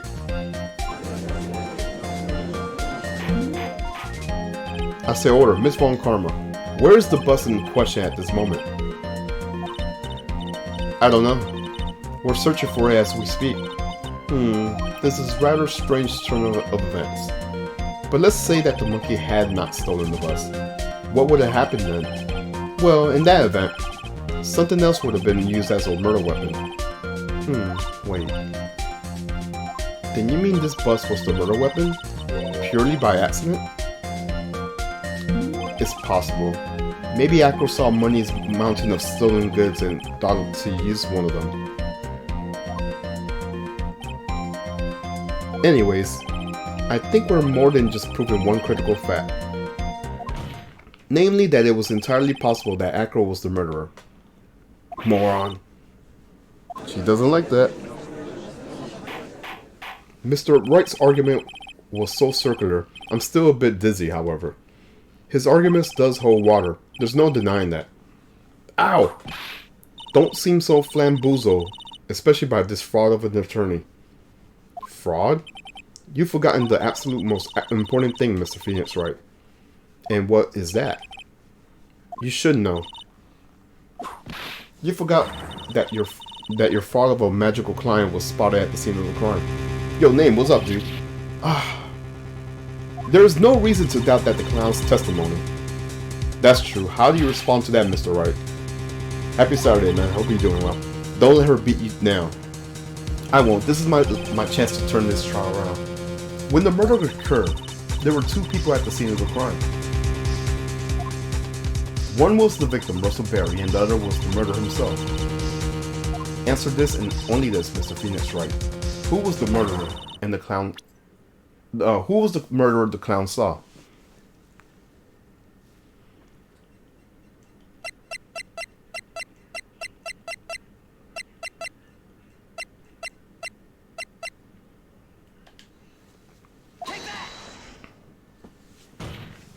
We saw Max. I asked who was the other person Mac most saw on the scene. The evidence has nothing to do with the question. En contraire, mon frère, it does indeed have something to do with this question. Oh, he doesn't like this. Mo said that he saw Mac's silhouette, but he did not see the man himself. It was actually a human being. It wasn't a human being he saw. How is that possible? It's simple, really. What Mo actually saw was the bus. What are you talking about? Have you tried using your brain at all in this case? The silhouette he saw was wearing a cloak. There's no reason why you couldn't attach a cloak to the bus. It would be easy to hang one of those cards in the bus. Idiot, who in the right minds would put a cloak on the bus? It doesn't matter who put it on the bus. Just wait a minute now, Mr. Wright. Who put the cloak on the bus? The question is the utmost importance of this case, don't you agree? Oh, he caught me. So let's have it, Mr. Wright. Who put the cloak on the bus?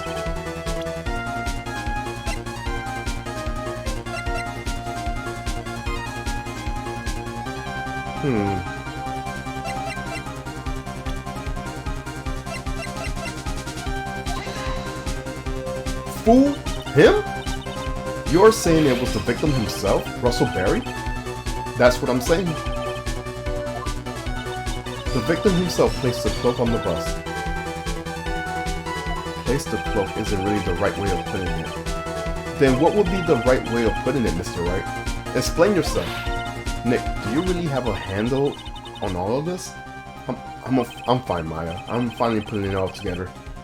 There's really only one picture I could paint anyways. Alright. So you want to know what really happened that night. Let's step back in time.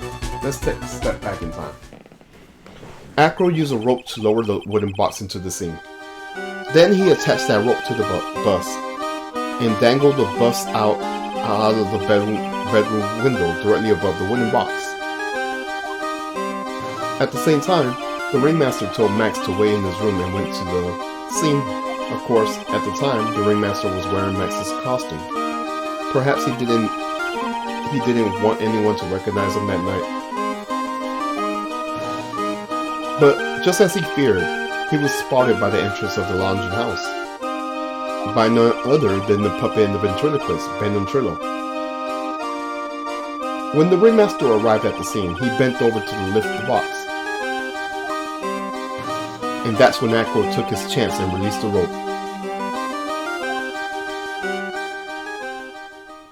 Now, this is when the magic happens.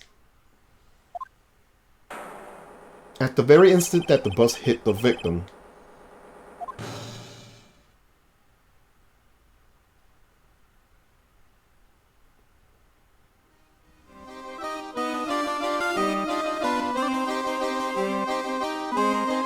you wait just a second there, Mr. Wright. As much as you try, as much as you scheme, this isn't true. It can't be. It's still a little early to be getting so upset, Miss Von Karma. This circus isn't over yet. What?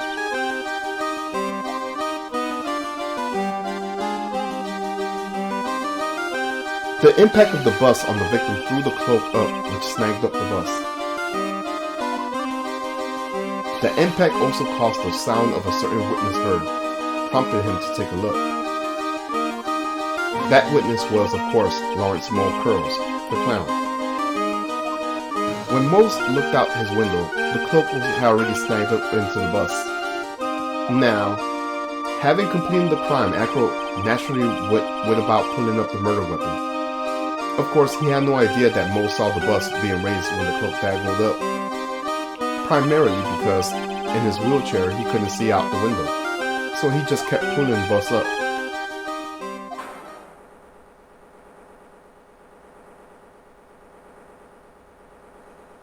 And that is how the magical murder disappeared into the sky came to be.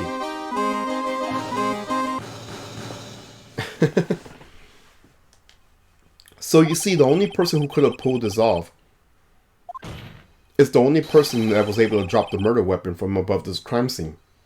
Acro. It could only have been you.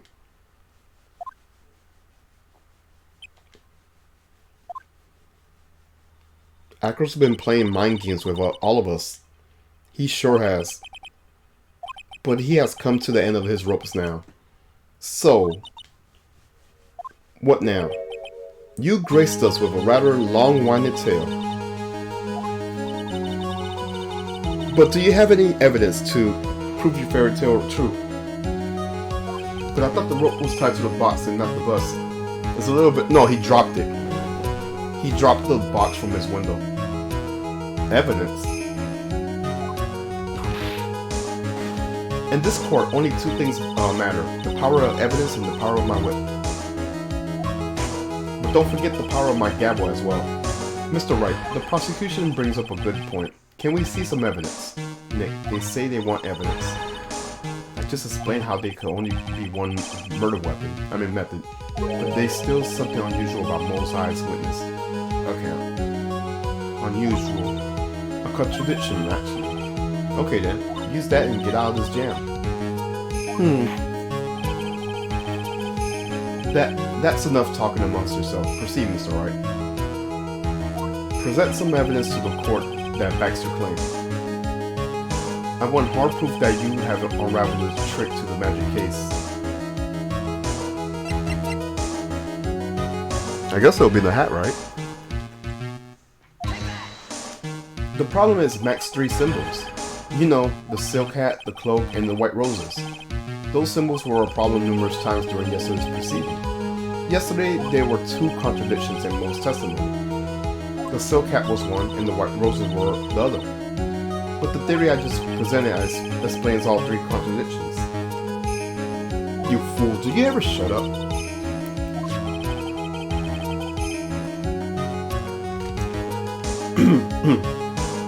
Max's silk hat was found at the crime scene. However, remember what Mo said yesterday? He testified that the criminal he saw fleeing the scene was wearing the silk hat. There's only one explanation for that. The silk hat that Mo saw was actually the bus. Makes sense if you look at it that way. Then he did see the silk hat. Well, kind of. Fine, you got that one. But what about the other contradiction? The other contradiction? Remember what the ventriloquist said in the court? He said that he witnessed the white roses on Max's chest that night.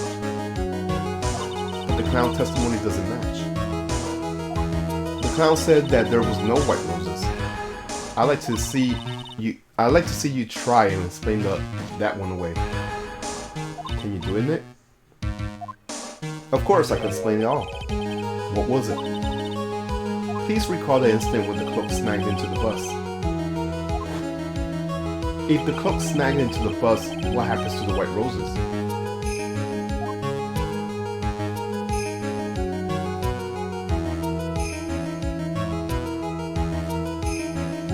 Do you get it yet? If the cloak got snagged into the front of the bus, it means that the white roses will end up in the back of the bus. Which explains why Mo didn't see them. The white roses were not visible because they were on the back side of the bus.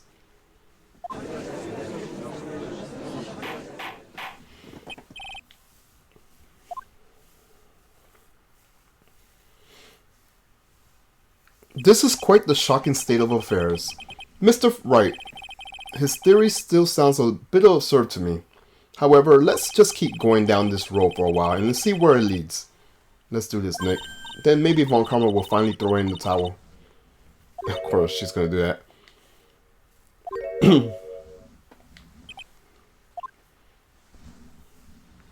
Well, so much for that theory. Mr. Wright, do you mind?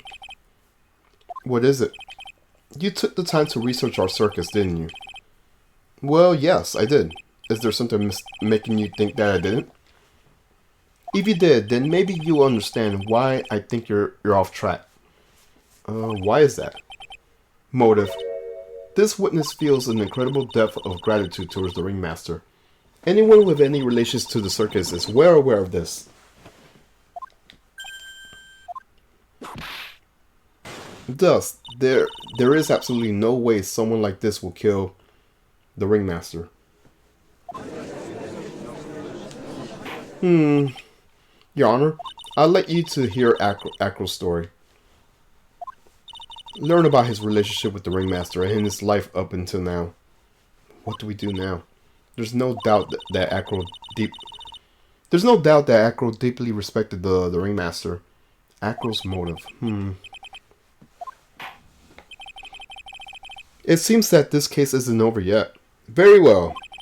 However, I feel this is a good place to take a break. I will listen to the rest of Mr. Dingling's testimony after the recess. This court will now take a 10-minute recess. Yeah, I'm gonna drink some water while I'm doing that. We should be wrapping up soon. I might do the next trial after I'm done with this one. What a last name, yeah. Mr. Dingling, yeah.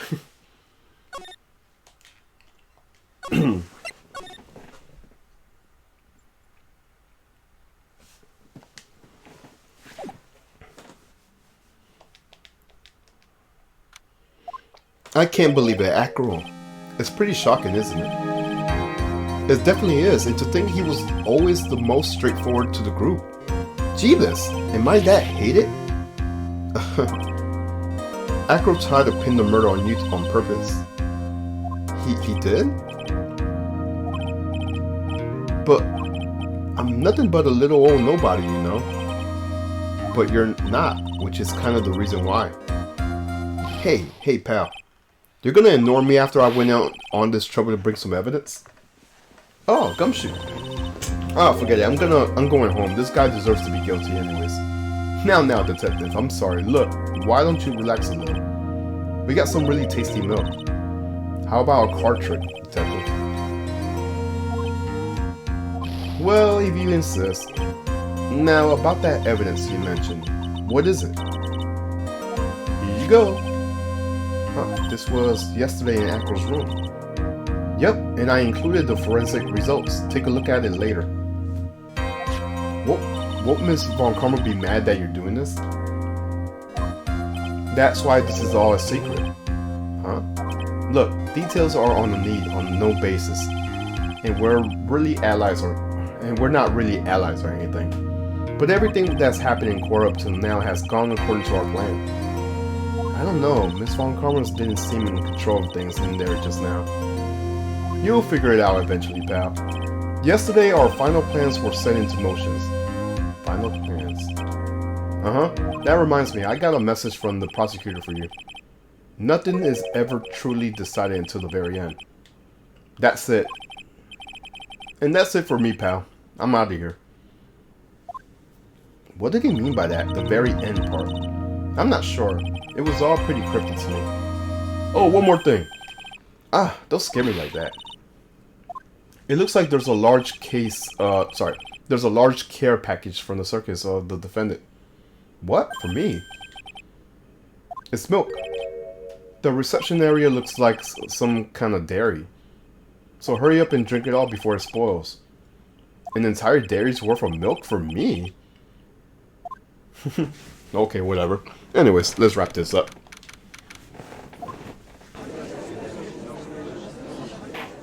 Court is back in session. Miss Von Karma, please continue where you left off. I'd like to continue with Acro's testimony, starting with his relationship to the victim. I would also like to get proof of the defense. Proof of what kind of motive Acro would have committed to this crime. Understood. Now, Mr. Dingling. Yes, Your Honor. Please proceed with your testimony. Finally, we get to the motive. Wait, Nick, are you okay? Just do me a favor and don't ask questions Just do me a favor and don't ask questions you don't want the answers to.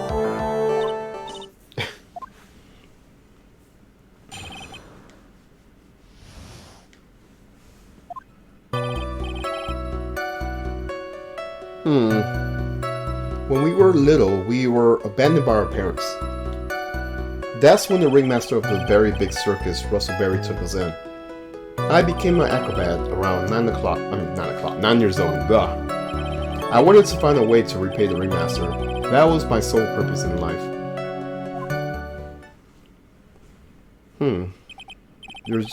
You're such a thoughtful young man. As you heard, the witness deeply respected the victim. I wonder how anyone would think that Acro would kill the man he held in such esteem. You're absolutely right. How could anyone think that, Mr. Wright? Which is why there's no reason for the cross-examination, is there? Actually, that's the question I'm trying to answer myself. Why would Acro kill the ringmaster? This might be my last chance to answer that question. No, there's really no need.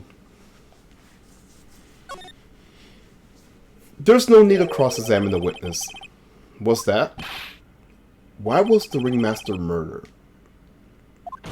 There's no need to delve into that bit of testimony when I know the answer already. Mr. Wright, I'd like to ask you a question. Go ahead, Your Honor. I would like to know, can you provide an explanation to why Acro would want the ringmaster dead?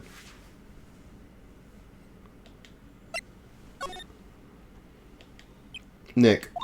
Yeah, I didn't even have to think about it. It was obvious from the start. Your Honor, the reason that Acro killed the ringmaster is something that can't be proven. What? That's because Acro had no reason to kill the ringmaster at all. Ow! Your foolish attempts to fool us like a foolish fool is so foolhardily foolish. Did you forget? You made an accusation against the witness, did you not? I believe it was... This is the real killer of Russell Berry, ringmaster. If you want to jump into the end of things, then yes, that sounds about right. The end of things. I'm drinking some water right now. Acro. You didn't plan to kill the ringmaster at all, did you? The ringmaster wasn't your target that night. What did you just say? I'm saying that the target of the witness's murder plot was not the ringmaster.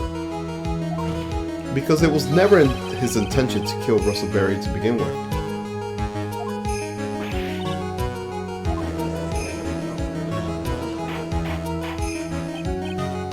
Bailiff, I don't care who it is. Smack anyone who's loud in the face, twice if you must. What? Mr. Wright, what in the world are you trying to do in my court?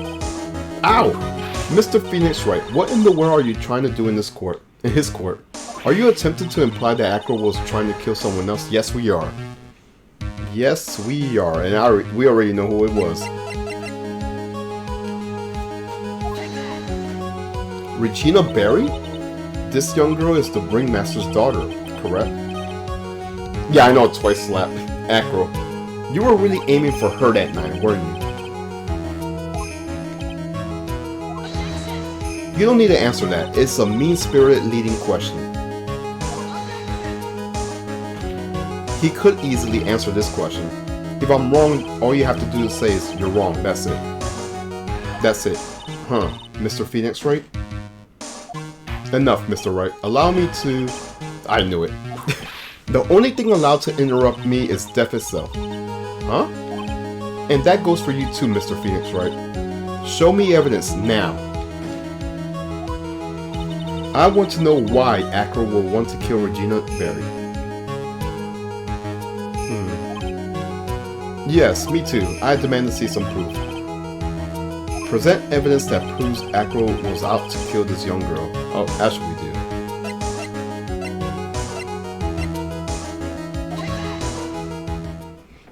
Acro, you remember this, don't you? It's a piece of paper that we found inside the ringmaster's tailcoat. Inside the victim's tailcoat? Acro wrote this note. It's ironically entitled To the Murderer. Its purpose was to call someone to the plaza at 10 p.m. So you're saying that he calls Russell Berry with that note. He called Russell Berry with that note. Yes, but there's just one little problem. Acro did indeed place this note into someone's pocket. However, that someone was not the ringmaster. You mean it wasn't for the... That's exactly what I mean. The person this note was intended for was none other than Regina Berry.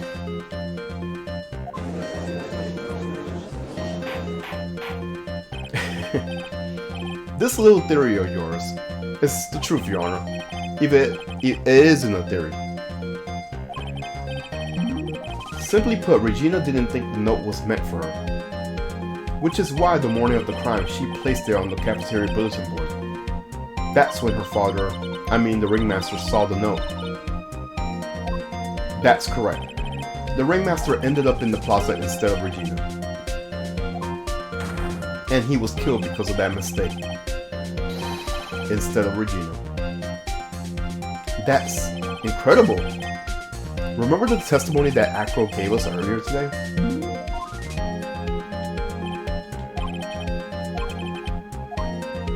Acro had no idea who it was that arrived in the plaza, because he couldn't look down out of his window to see who it was. I got it. Acro thought it was Regina down in the plaza. And that's when he let the bus fly. Hey Nick, isn't Regina listening to all this from the audience? She is, unfortunately. It's only gonna get harsher from here. I hope Regina can handle it. Acro wrote this note to Regina? Foolishly fool. With foolish fool ideas. You're so foolish. You even make me sound like a foolhardy fool. Very well, Mr. Phoenix Wright. If you're so sure, then tell us about this line. I have conclusive evidence of what took place. Yes, what about that line? Well, if the note was meant for Regina, it would mean that this note is declaring that Regina is a murderer. You just don't get it, do you? What did you say?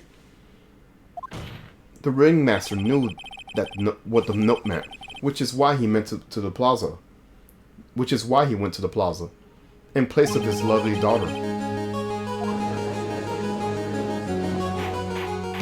Hold it right there, Mr. Wright. What is this incident that is alluded in this note? The incident 6 months ago.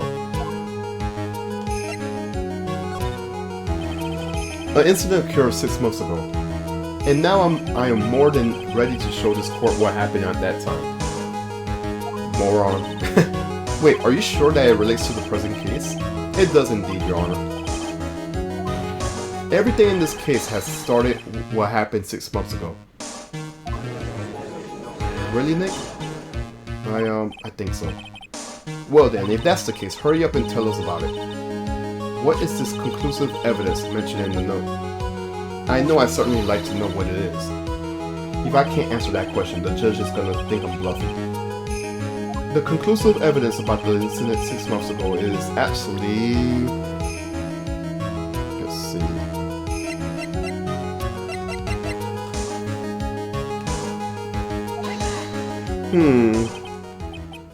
Achoo! He's sneezing. What kind of spicy joke is this, Mr. Phoenix Wright? It isn't a joke at all. It's the decisive evidence you asked for. What do you mean? Recall the event that was taking place with the wooden box away with him. He was doing it so he could, because this piece of decisive evidence is what was inside. Another unbelievable conclusion. Very well, Mr. Wright. So what exactly are you saying? Are you claiming Regina Berry killed someone with a small bottle of pepper? I know where they're going. I know where they're going with this. Taking the note into the account, that's the only logical conclusion you could draw. Foolish fool who's never tired of his foolish ways. If you're so sure, Mr. Phoenix Wright, then answer this question. Who was Regina Berry's intended victim?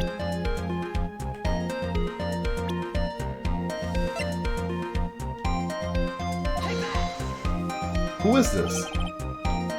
That's Acro's younger brother. What does this prove? His younger brother isn't dead? Technically, that's true. However, Bat has been in a coma for 6 months now. It's not a stretch to see how Acro could feel that his brother is dead. Regina, she did that to him. Do you spend your entire life dreaming up new ways to be a fool? Naturally, the prosecution has looked into Acro's brother, Sean Dingling. 6 months ago, he was bit by a lion and fell into a current comatose state. A lion?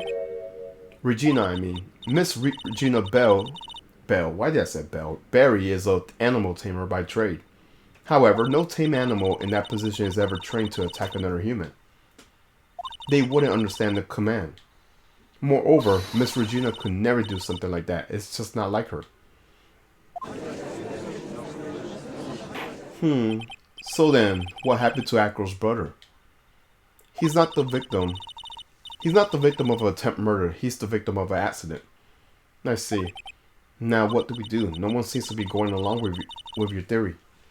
Do you think what happened to Bat was actually an accident? Oh, it was more than that. It's definitely more than that.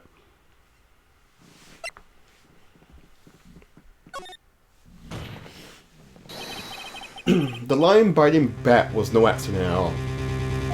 Take this one.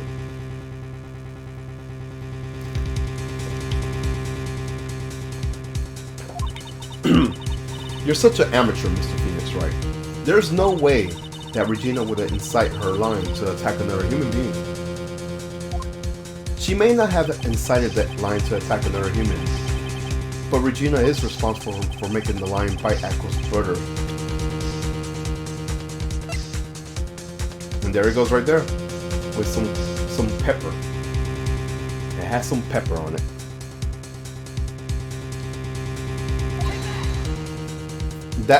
That's just a scarf. Acro. This scarf is something that Bat used to wear, right? That's right. And who is the one that gave that scarf to Bat? Regina. She gave it to him. Regina. There is something more than just blood on this scarf, Your Honor. And what would that be? Pepper. Pepper. Pepper. Regina gave the scarf to Bat right before the accident, and she covered it with so much pepper as she could. And she covered it with as much pepper as she could.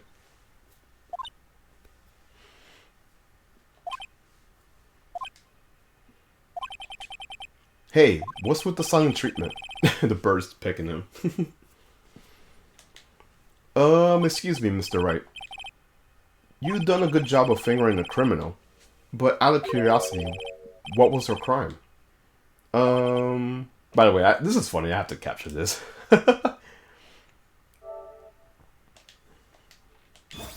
Miss Berry gave a pepper-covered scarf to Bat as a present. Where's the crime in that? It still seems like the judge doesn't get it.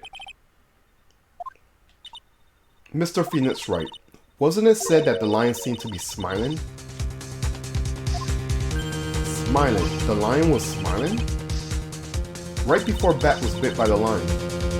For a moment, the lion's mouth changed and it looked like he was smiling. Lions smile. I never heard of them smiling. However, lion sneezed. Leon wasn't trying to bite Bat at all. In reality, all he actually did was sneeze.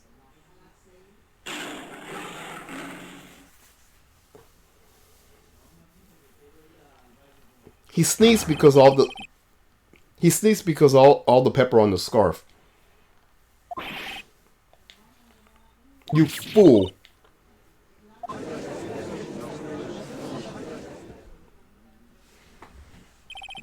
You gotta be kidding me. What's the matter, Miss Von Karma? I object for objection's sake. Mr. Phoenix Wright, this theory, you believe it. You really intend to say that that's how the joke of an accident actually happened? Of course I do. It's the truth. The lion sneezed due to the pepper, and that's what Bat lost consciousness. Acro nearly lost his brother due to this accident, or this joke as you put it. Which is why he tried to get his revenge against Regina. You foolish idiot. Huh. It almost seems like a terrible joke. Doesn't it? Once again, I'm impressed by your imagination, Mr. Wright. To think that there's someone who treats this accident with the respect it deserves. Are you telling me that what I said was true? Acro, you can't mean witness. Are you confirming the defense claim? Mr. Wright, unfortunately, your imagination is not enough to find me guilty of murder. What do you mean by that? The pepper, the scarf, the lion. I see where you're going, but it's a bit hard to swallow. Not to mention the fact that there's even a bigger problem with your theory. What would that be? The same problem has always been, evidence.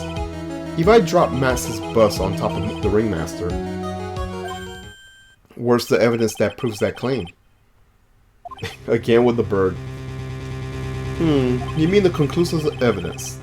The biggest problem is the murder victim, or the lack thereof of the most precise.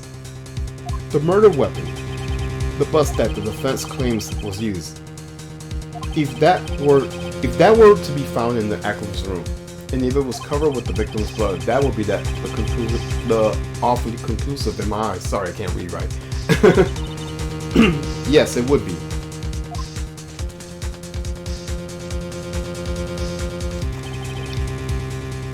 The bus.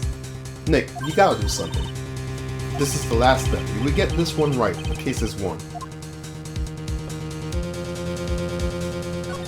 It might be worthwhile to search Ackles' room, but why aren't you going to search his room? It looks like you finally figured things out, didn't you? Now you know the true meaning of uncommon total justice. I guess. I figured with you. That's the least I should expect. You leave no stone unturned. Von Karma never leaves anything to chance. We already searched Ackles' rooms yesterday. What did you find? There's no reason to even say it. If we found what you think we found in that room, Ackles would not be here as a witness. But to put a point on it, Max's bus was not in the room. The murder weapon is still unaccounted for. You see, Mr. Wright? The bus wasn't even in my room. Furthermore, Detective Dick Gumshoe executed a search by complete surprise, and we took Ackles directly to the prosecutor's office after that. End of story. Just wait a second. Something's funny about this. Ackles laughing. It looks like you lacked the final nail to put into my coffin. But what about the scarf? What about the note? What about them, Mr. Wright? No offense, but the only evidence that is relevant here is It's that which pertains of the death of the ringmaster. You should know that by now. Do something, Nick. Don't let this case slip away. The bus, where is it now? Where's the bus right now? Your Phoenix right. You know where the bus is. I'm sure you do.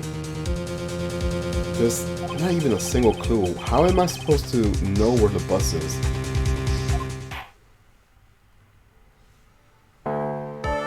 It seems this case is coming to a close.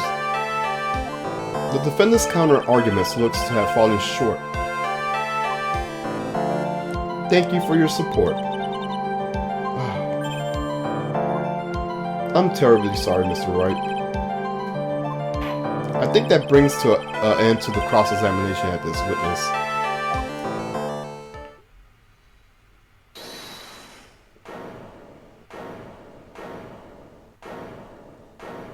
Where is Max's bus? The defense needs time to prepare to present its case. Sorry, I'm a bit nervous and I just bit my tongue. What? We need time to do what? Why are you just the most surprised person here? She's your age, isn't she? Do you really have a case to present, Mr. Wright? What? Are you asking me? The rest is up to you, Nick. Good luck. Hey, wait. You can't be serious. Acrobats they always have their lives on the lines, don't they? That's how Acros live. That's how Acro lived his life up to now. Now it's time for us to walk across our tightrope. If we don't, we're certain to lose. Very well, the defense may proceed. He doesn't have a clue, and I don't think he'll be able to find one anytime soon. Walking in the tightropes of logic. There's no room to a false step. Sink or swim, the only way through is forward.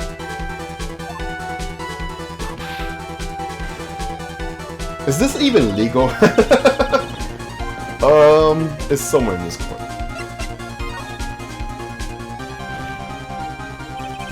It's obvious, the bus is inside this very courtroom. It's obviously where?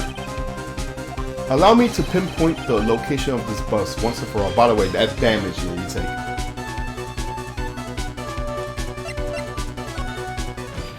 Acro, I'm sorry to ask this, but do you mind if I take the blanket off your wheelchair?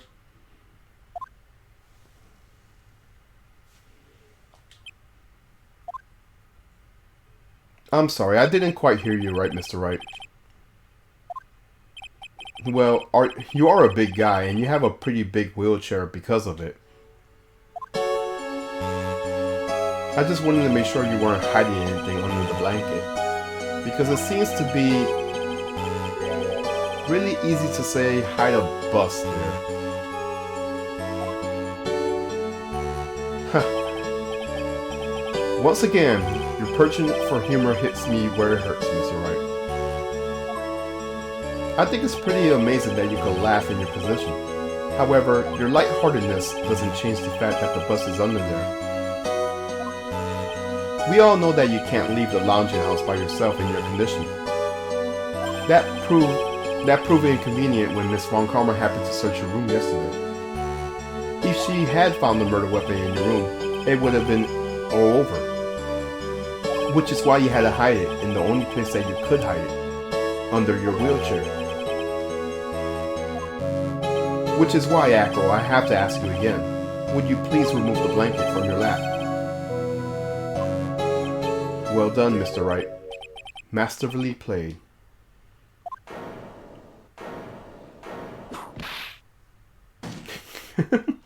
You fool. How could you?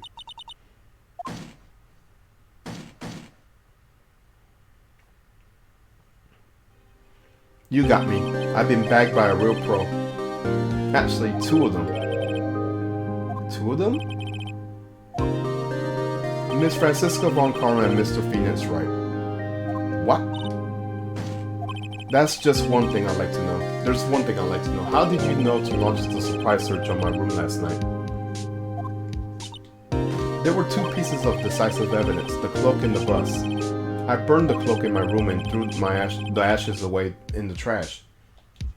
Regina always took the trash out every morning, you know. But the bus, obviously I couldn't throw that one away. When you executed your search, all I could do was just try and hide the bus. And the only place that I could hide it quickly was under my wheelchair. Miss Von Karma, you had things all figured out, didn't you? I was completely sucked in by your calculated strategy. And now to be caught in the middle of the court hiding the murder weapon. There's no way I could escape that. So you got me. Well done, Mr. Wright. Well done, Miss Von Karma. It all makes sense now. I can't believe that Von Karma thought that far ahead. It's amazing. You definitely couldn't tell by looking at her. I know I shouldn't, could She looks so pissed off. I can't believe it. Me make a mistake. Why did I order a surprise search of your room? If only I hadn't done that. It seems like we finally arrived at the truth. Acro. Yes, Your Honor? Did you kill the ringmaster of the Berry Big Circus, Mr. Russell Berry? Yes, Your Honor. I'm responsible for that crime. Acro.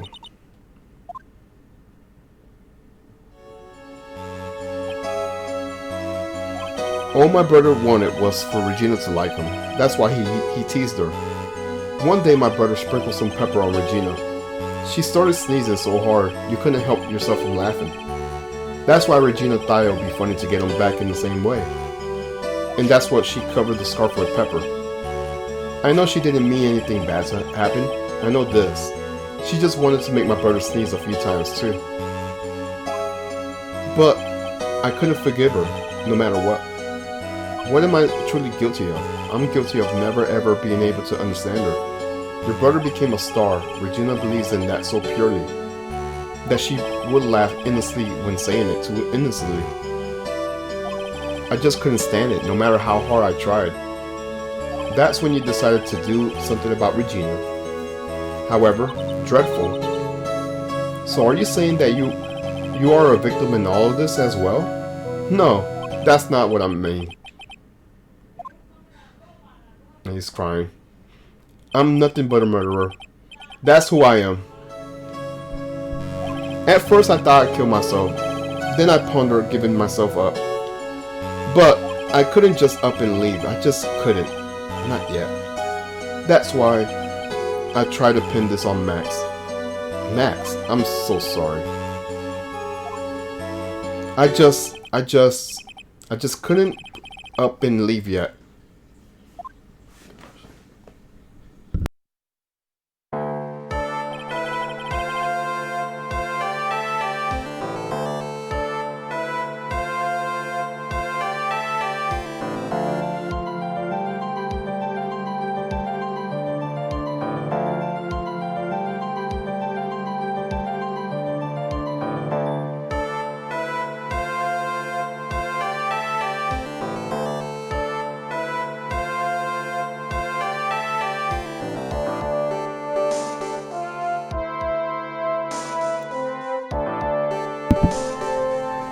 Yes, thank you.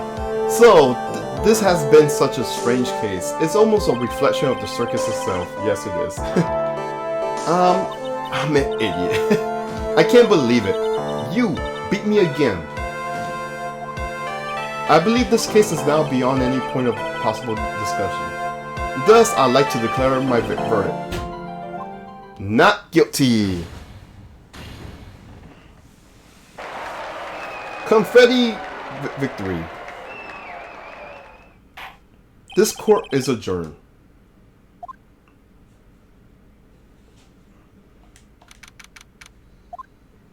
Fabulous! But to be honest, I can't really be too happy about this. Acro, the ringmaster, Regina, and Bat. Not a single one of them was a bad person inside, huh? That's a good question, and one I don't know the answer to. Many congrats, but only at max 1 million of them. Thank you. What's with the vibe in this room? We're just thinking about Acro. No.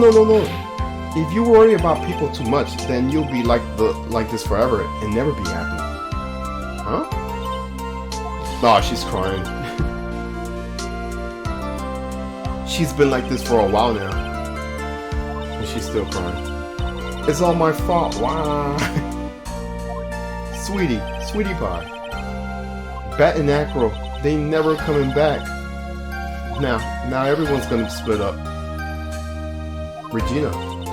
Mr. Wright, tell me something. What do you want to know, Regina? Acro says something right at the end. He's crying. I just couldn't up and leave yet. Does that mean that Acro, is he gonna try and get his revenge on me? Oh. Well, no, he had his chance, so I don't think so. He's not gonna do that to you, Regina. Are you sure? You're really sure? I can't believe that. Yep, Acro doesn't have any desire for revenge anymore. If that's true, then I want to see some evidence. Huh? I want to know you're not just making this up about Acro's revenge. I think the obvious is right here. Yeah, bat.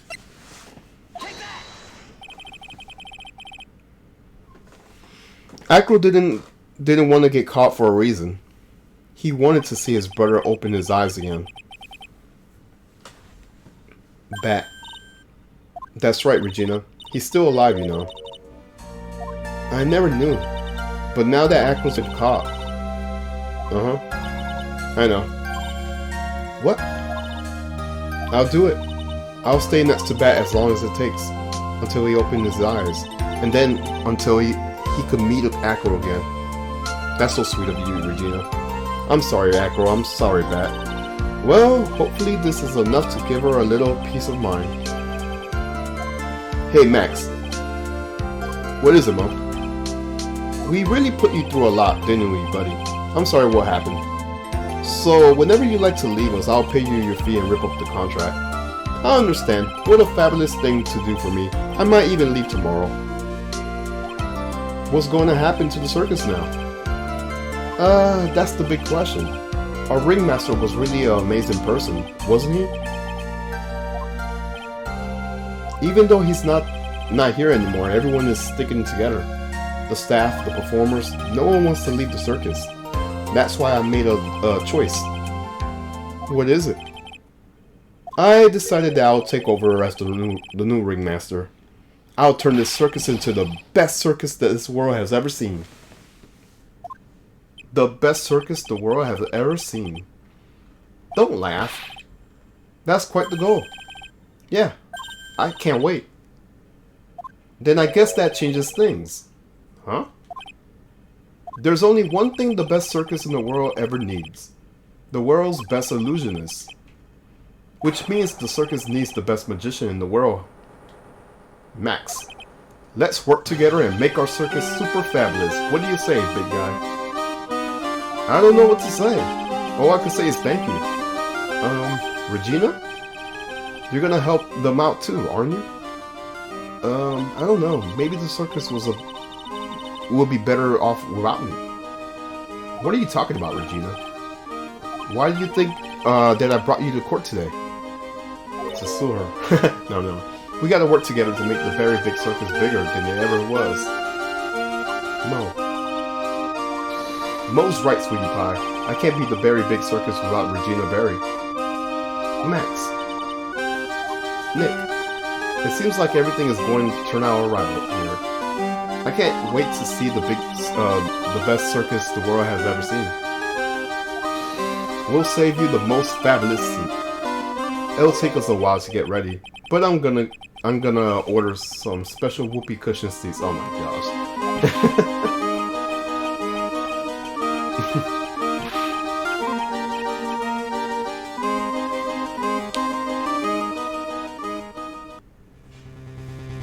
I see. What made the case? Yesterday's surprise raid. You had it all figured out, didn't you? It was just a theory. If Acro really was the killer, I thought this was the only way it could end. Especially if he was the defense attorney.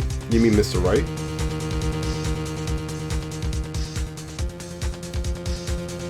Of course, well, Detective, my plane is about to leave. As for Mr. Acro's case, you need not worry. I plan to personally stop by the Chief Prosecutor's office as soon as I get back. Understood, sir. I'll be waiting for you, Mr. Edgeworth.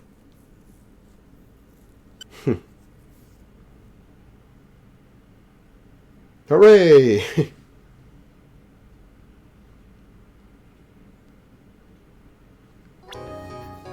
Hey, we have a new episode. Let me look at my trophy. Clear episode 3 of Phoenix Wright Ace Attorney Justice for All. And I believe we have one more episode for Justice for All. Alright. Yes, we will save.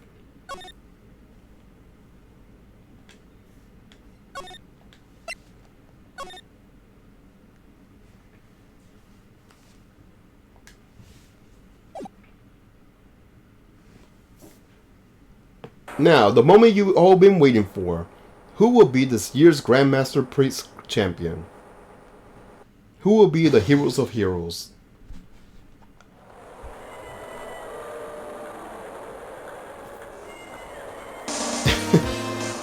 Will it be last year's runner-up, Jammin' Ninja, Captain Saipan, all the way through? I can see the Starry Schools are racing to win, and the Global on Yakupo, whatever, without the prize. We hope that Lady Luck is with us all with the heroes tonight. And now, the winner of the 3rd annual Heroes of Heroes Grand Prix, it's Jammin' Ninja, right? Is me.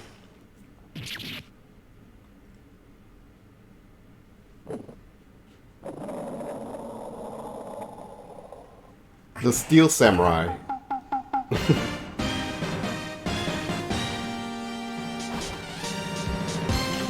It looks like this year's Grand Prix is gonna be a fantastic warrior. The Nickel Samurai. Too bad Jammin' let's get Jinja. Ninja looks like he's totally looted for you again. That's a pretty cool intro. I like it. I want to capture that. One second, I'll be right back.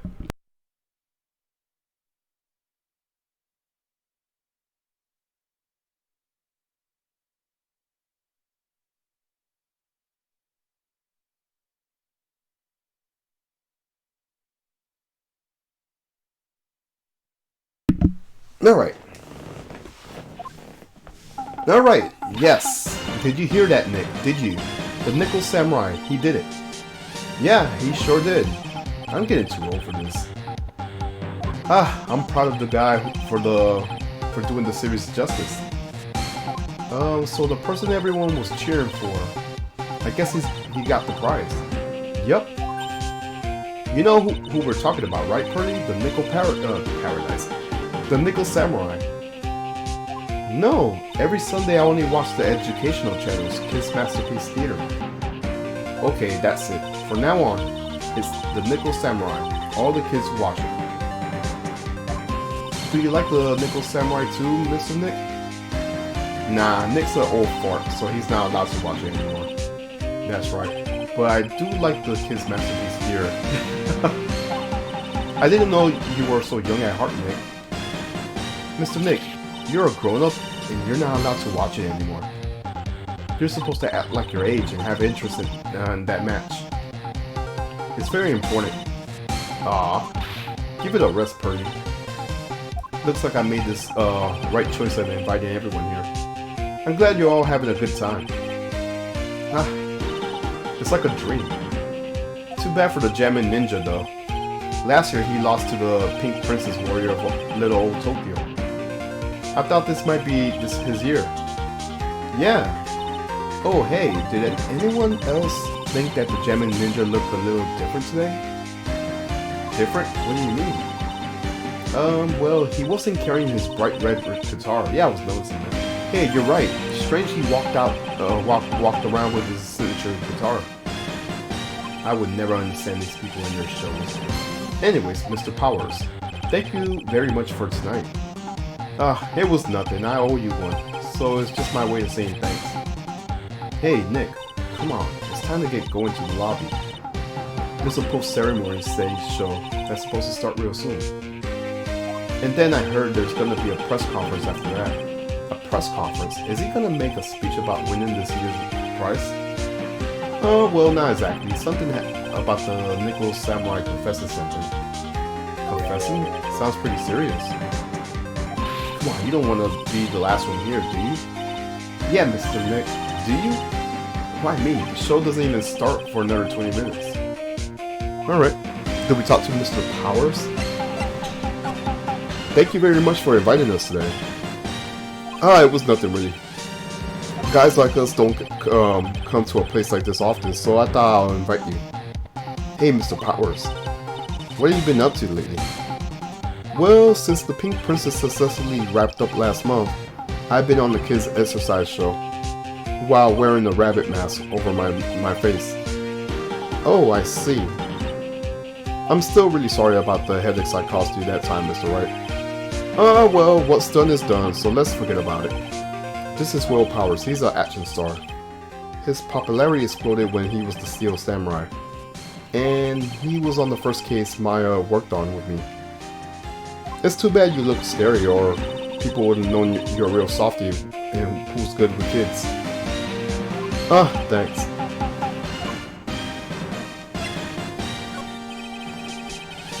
I can't believe they're gonna make a movie based off the Nickel Samurai.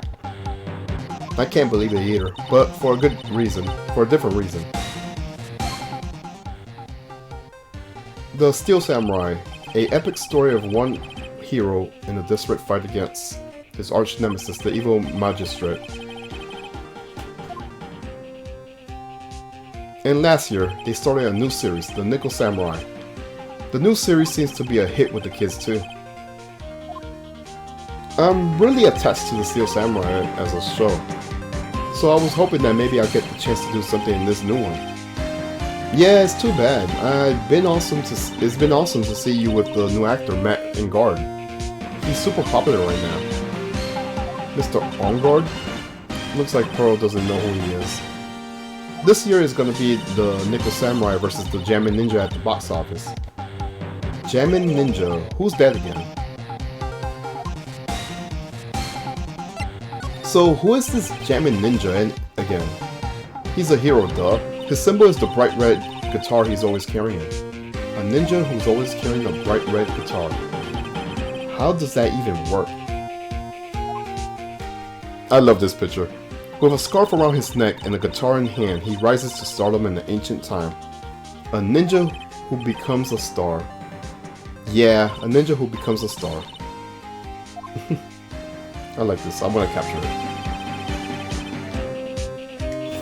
There's a strong rivalry between the two of them. Global Studios Nickel Samurai and the worldwide studio Jammin' Ninja.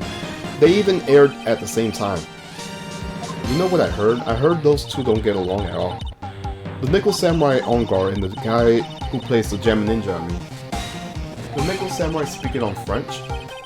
Oh, you mean Matt Ongar, the actor. I guess even the world heroes isn't a sparkling, happy place. Yeah. Okay, I think we're good. Let's move around.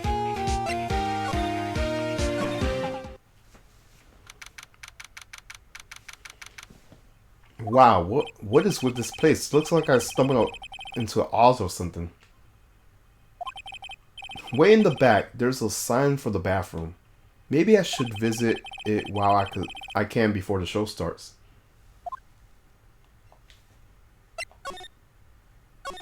Sounds like the post ceremony is about to start. Alright, I'm so pumped.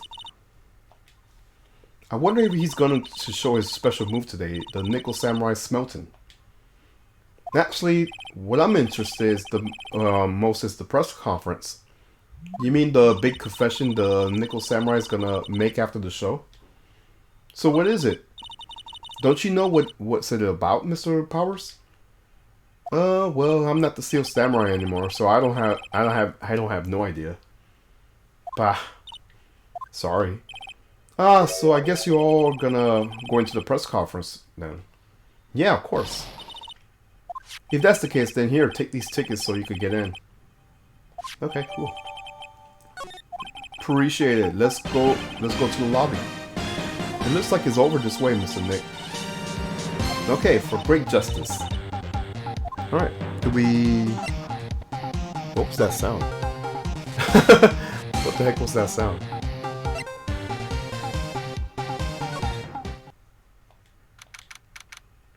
Only a real gaudy hotel will have such a large gaudy lobby to match. Ah, I think they're gonna have the post-ceremony show over here. They're using a compact stage, I see. Oh, I'm all ready to use my special samurai power. Maya looks like she's ready to start a fight. Your attention, please. Your attention, please. The Nickel Samurai's post-ceremony stage show will not be held tonight due to our unforeseen circumstance. Uh-oh.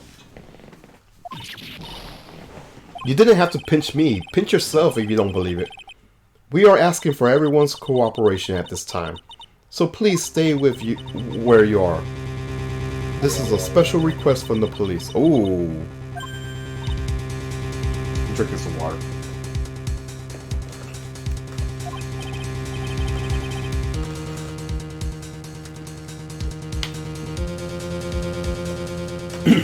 Excuse me. Police. Did they say the police?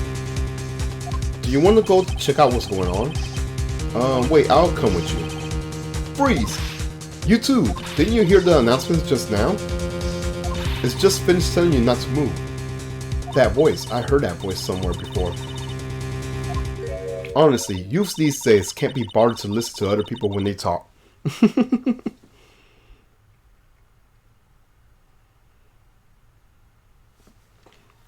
Just the other day, it was the same thing. It's that beware bridge out, but I can't read this.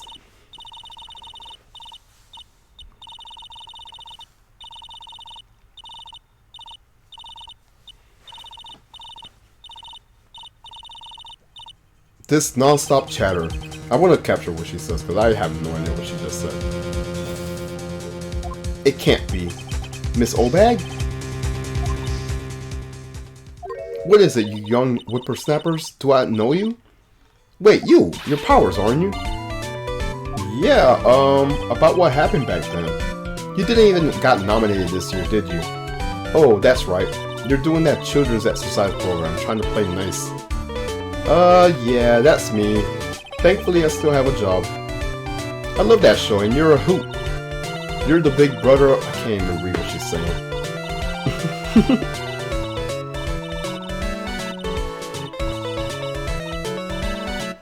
I'm just gonna wait.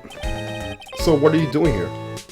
Look at my uniform and tell me you can't tell I'm a member of security. But that outfit. Annoying, noisy brats get that blaster. Alright.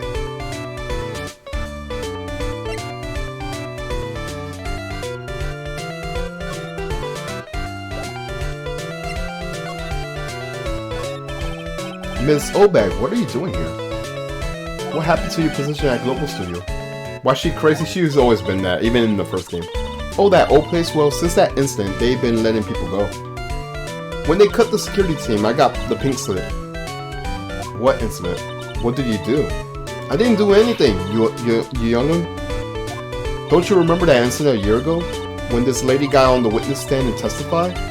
Oh yeah, and you, weren't you the one who was bullying me, this fragile girl at heart?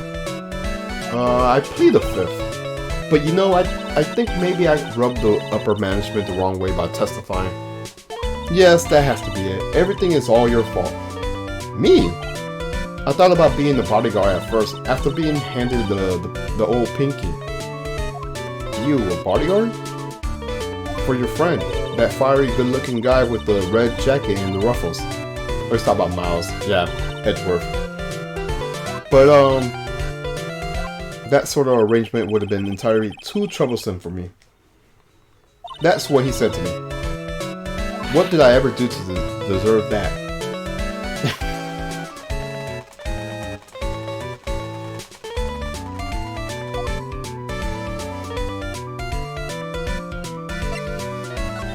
So did something happen? I don't have all the details, but it looks like another one of those incidents happening again. Incident? Like a murder of some kind? Maybe, you'll see.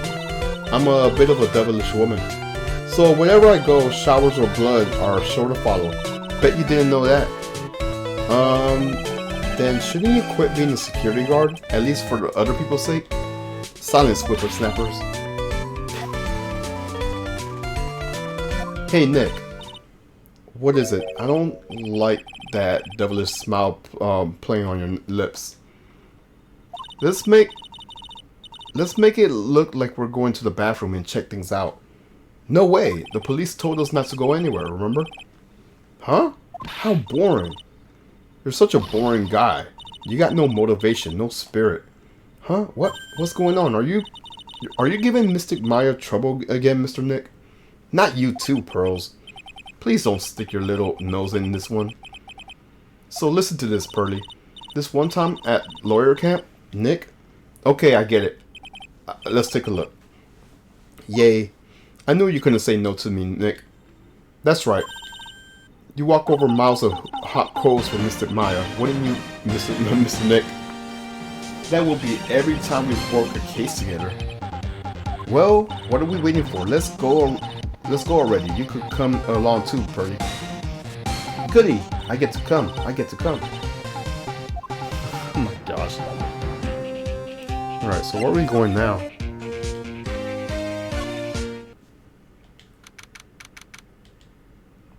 There's nothing really out of the ordinary here. Are you looking for the incident that the old lady was talking about? Doesn't look like it happened here. Well, we better go look somewhere else. Alright.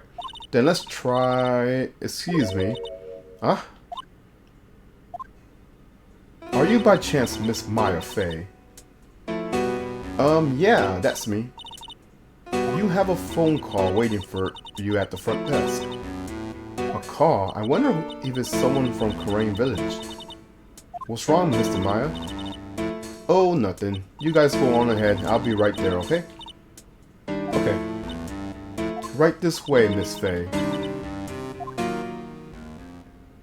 Let's go look somewhere else, Mr. Nick. Yeah, okay.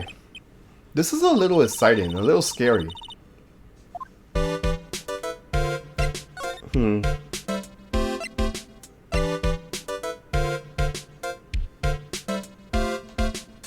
Let's check the hallway. I told you. I get people the info they want, which means that I got a right to know.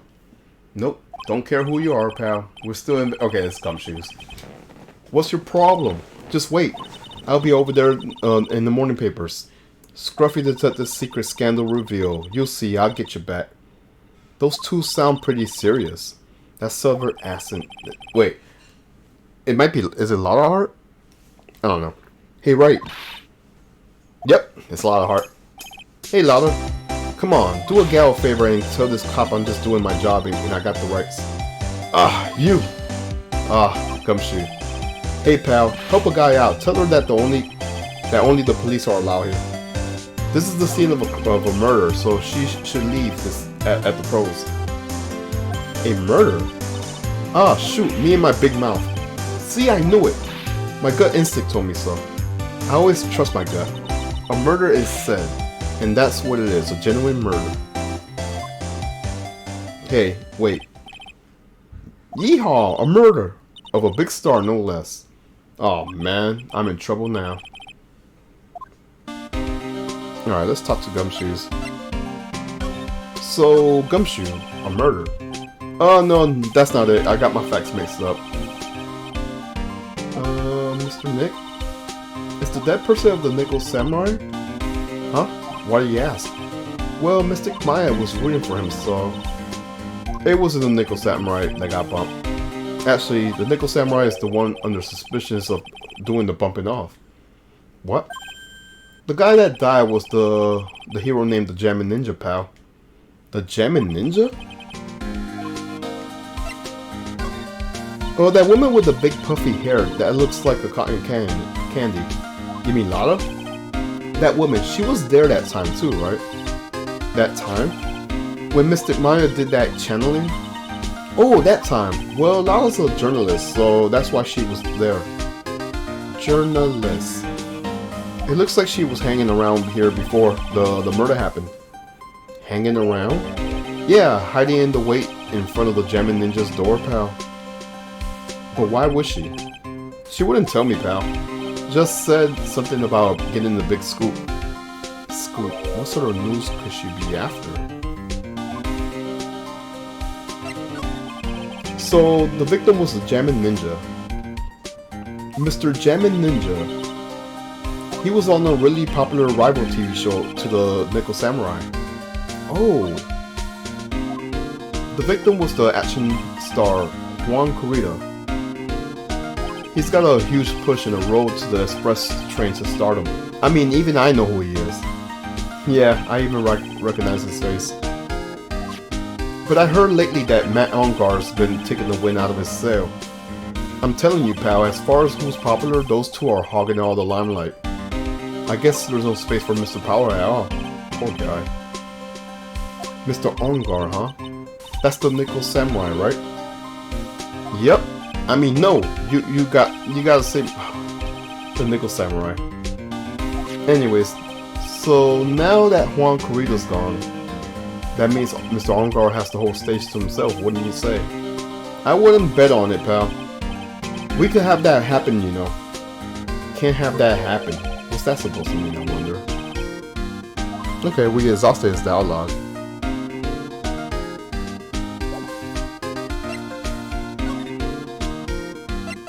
Do I have anything?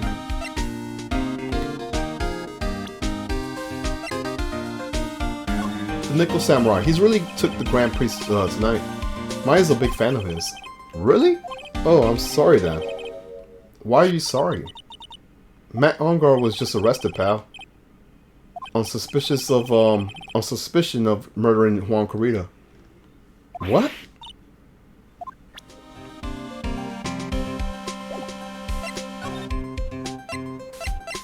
Why was Mr. Ongar arrested? Sorry, pal, but that's not something I could tell you. We just started the investigation, so we don't know. We don't want any leaks. Looks like another Steel Samurai hero is in hot water.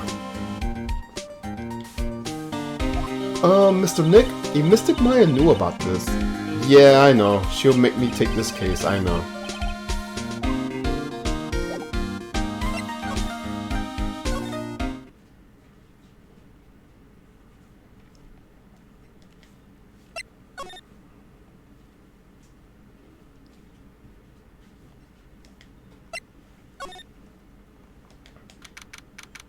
Hey, so what's going on, Mr. Wright? It looks like Juan Corrido has been killed. What? Juan, It looks like he was murdered, and the suspect was arrested. That suspect is Mr. Matt Ongar. You're joking, right? Nope, they arrested the Nickel Samurai on suspicions of the murder of Gemin Ninja. Oh, not again, I feel sick. Again? About a year ago, something just like this happened, Pearls. I still can't believe. No way Matt would.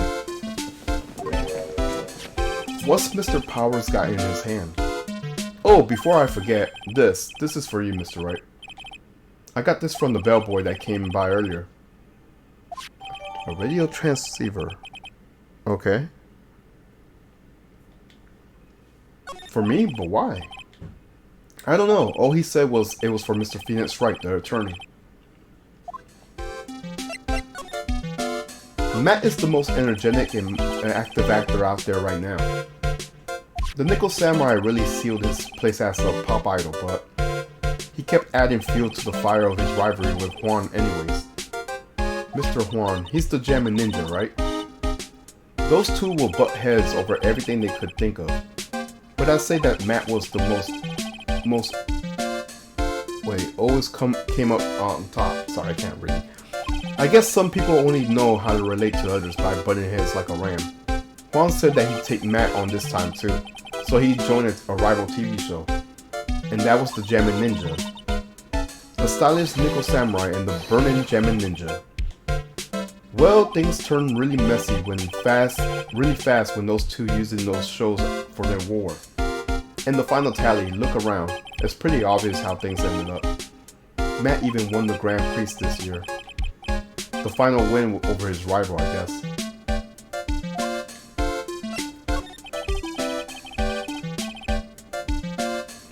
Mr. Ongar was going to hold a press conference, wasn't he?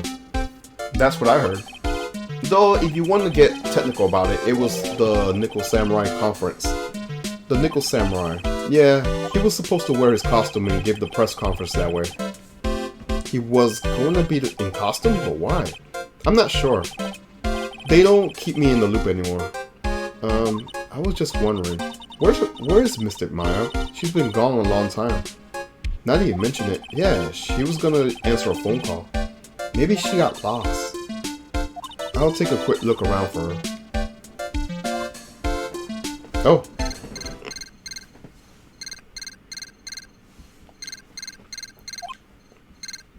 What is it, Mr. Nick? Huh, I'm not sure. It's coming from this transceiver. Yes, hello? Right here. Is this Mr. Phoenix Wright, the attorney? You don't need to know who I am. I think you have other things to be concerning yourself with, such as Mystic Maya. Maya! So, Mr. Wright, wouldn't you agree that the more important issue is the fate of this girl? Her fate? Does he mean what I think he means? Maya, where are you? Are you hurt? Come now, don't fall apart on me now. This can't be. Now that I have your attention, Mr. Attorney, I have a modest proposal for you. If you do what I'm required, then I will return to you your valuable item unharmed. What is this called again in your fancy lawyer terms? Kidnapping for ransom. Yes, that's it. This is a kidnapping. Mystic Maya. My sight, everything's fading away. Maya's been kidnapped. You there? Mr. Attorney, are you there? How much? How much do you want? Very good, Mr. Attorney. I'm glad you have such a good grasp of the situation. Hurry up and state your condition, and then return Maya. Money is not what I seek. What? What I want is a certain verdict. I would like a complete acquittal. Complete acquittal? What in the world have you done to me? I am not the person you will be representing. What? You are currently at the Gatewater Hotel, are you not? And I know that the murder has just taken place. Juan Corrida was killed, and the suspect is Matt Ongar. You are, as expected, quite on top of things, Mr. Attorney. Now then, what I want is very simple. I want you to obtain a complete acquittal from Matt Ongar. Matt Ongar? For why? He did not kill anyone. I could attest to that. However what? However, someone is framing him for the murder. A very smart someone who is setting him up to take the fall. If I agree and do what he wants, can I believe he'll keep his end of the bargain? You are, of course, at liberty to take me at my word on that. However, there is one thing you can take as fact. Right now, your very precious item is with me, in my possession.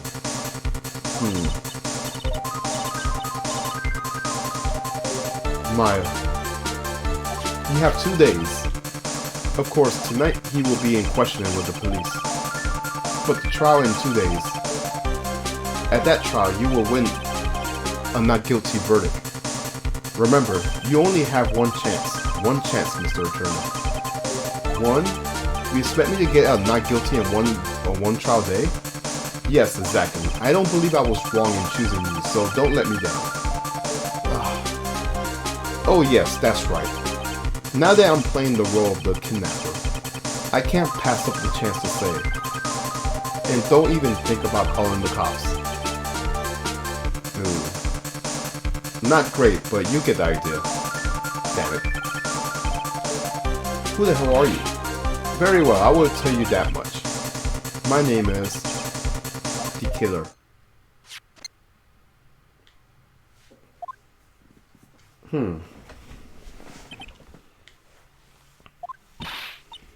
Mr. Nick, where's Mystic Maya? She's been kidnapped. It's all my fault. No. If only I had gone with Mystic Maya. No, that would have been a bad idea. It's not your fault, Pros. But it is. Mystic Maya. Mr. Wright, I think we should tell the police what's going on. No, we can't do that. If we do, who knows what will happen to Maya. Mr. Nick, what about the detective we saw earlier? Gumshoe. Yes, that's it. Wait here, and I'll be right back. Alright, I'll take care of the pearls while you're away. Ransom? Shh, not so loud. The ransom is complete acquittal for Matt Algard. Wait, the deal is complete acquittal in exchange for Maya? You mean? Then this means Matt Guard is obviously the killer, pal. No doubt about it. But the guy said that Mr. Algard is innocent. You really believe what a kidnapper tells you, pal? I guess he has a point. If Algard really is innocent, then why the kidnapping? And on top of everything else, there's all this evidence we keep finding. Huh? The forensic team is having a field day back there. We drink some water.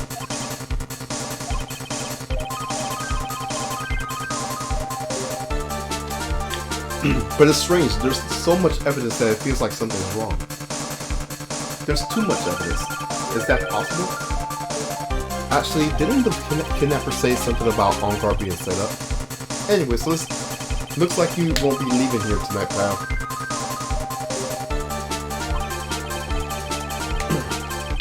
Just sit tight and cooperate with the investigation. Tomorrow you can start yours. Alright. Isn't there another way? We also gotta be careful about pushing the kidnapper the wrong way. You're right.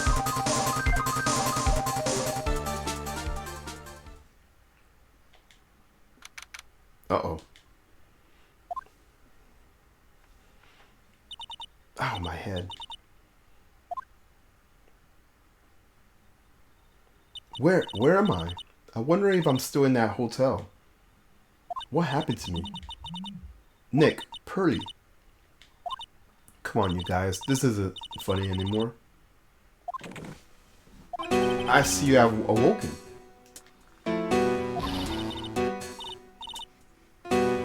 And who are you? Me? I am known as the Killer. The Killer? You mean as an assassin? I'm too young to die.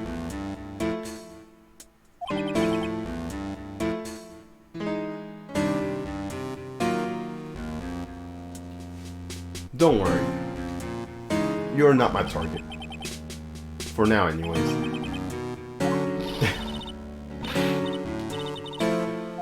She's like, help me, Nick. Yes, that's right. Only one person could save you now, and that is Mr. Phoenix Wright. What? Nick's gonna save me? Calm down and be a good girl. Think of this as a business transaction. A business transaction? I'm gonna contact them now. I hope you cooperate and play your inside role well. Nick, what's gonna happen to me? Pearly. Sis.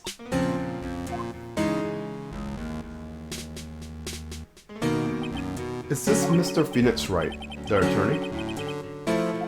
You don't need to know who I am. I think you have the other things to be concerning yourself with. Such as...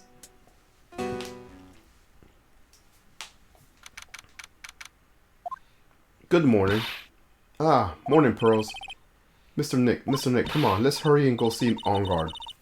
We have to wait a bit, Pearls. Visiting hours don't start until 9 AM, so... Oh, I see. Ah, Mystic Maya, if only I had gone with you. Poor Pearls.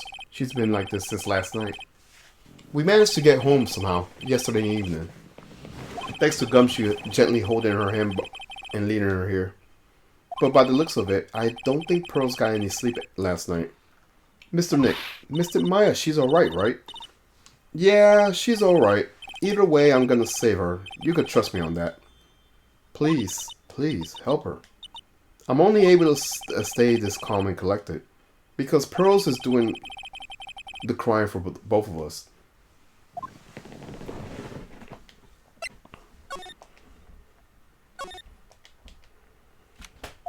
We couldn't wait for the visiting hours to start, so Pearls and I came down here early to visit one nickel samurai charged with the murder of Jammin Ninja.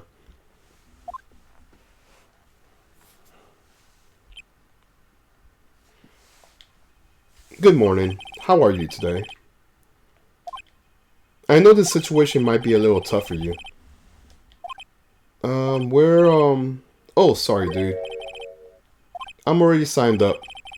Excuse me? I already have my life insurance. I signed up a long time ago because my job is, you know. Oh, no. We're not insurance sales people. Really? Dude, I really don't need that right now either. Fire extinguishers? I mean, this building is in my house, so... No. We're not here to sell you fire extinguishers. Oh my gosh. I'm a lawyer. My name is Phoenix Wright. A lawyer? Hold on a sec. I'm gonna ask my manager. These people go to jail quick. Yeah, they do. The Nickel Samurai sure is a strange person, isn't he? I think strange is an understatement. Sorry about that. You're just in time. Huh? You're a lawyer dude, right? My manager's looking for a good one right now, so how about it? Mr. Nick, this is our chance. I have to make him let him take this case, so I have to.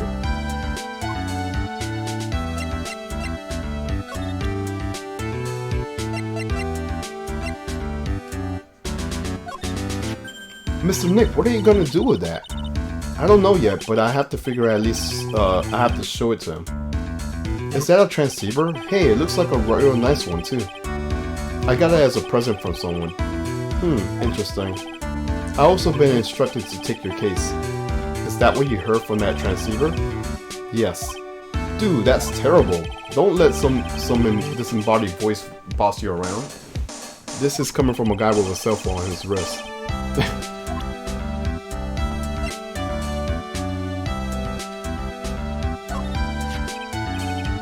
What's that? It's a ticket for the press conference. You were going to give one after winning the Grand Prix, right? Huh? Me? Yes, while you were in costume, no less. I never heard of anything like that, dude. I'm only heard about the stage show. I always leave that kind of stuff to my manager. He didn't know? That's odd.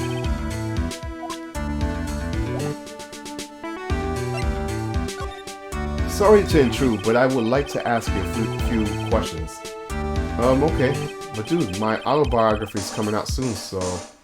if I say stuff without the publisher's approval, then I'm gonna be a real hot water. Hold on a sec. I'm gonna ask my publisher, okay? Mr. Ongar is so lucky. He has so many people he could talk to. I don't know if he actually has anyone he could really talk to. Sorry about that. Like I thought, the publisher said it'll be real bad if I say anything, dude. Does he have a mind of his own? Mr. Onguard, I would like to ask you about the murder. Oh, are you covering this as tabloid as a side job, dude? Well, if you want my statement on this, you should ask through my staff. No, I'm not asking on behalf of a tabloid. We're not getting anywhere with this guy. Hold on a sec, I'm gonna ask the president of the studio, okay? Is he alright, Mr. Nick? If we were talking about Mr. Ongar's brain here, I wouldn't put my money on it. Sorry about that. The studio president said, even Neo Mount Fuji itself knows that I'm not the murderer. Mr. Nick, what's Neo Mount Fuji? It's a mountain in the city of whatever. Well, dude, I think it's about time for me to get going. Please wait. I really need to take your case. There's always other people in the need of a lawyer, right? Want me to introduce you to a few? Please, let Mr. Nick represent you. Man, oh man, lawyers these days. Now you dudes use kids to pull in clients too? If you don't take me as your lawyer, then the killer is going to... Wait, what did you just say? The killer. The killer. What's he doing? He looks like he's mulling something over. Alright, dude. I accept your terms. Huh? I'll let you represent me in court. We did it. We did it. We did it, Mr. Nick. Yeah. I don't feel any better for it, though. And he doesn't look too happy either. Go ahead, ask me anything. I'll help out as much as I can. Do we repeat the same questions, though?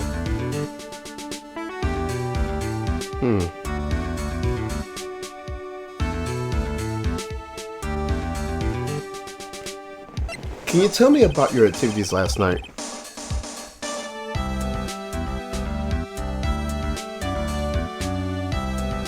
After I got the award, I took a break and went back to the room.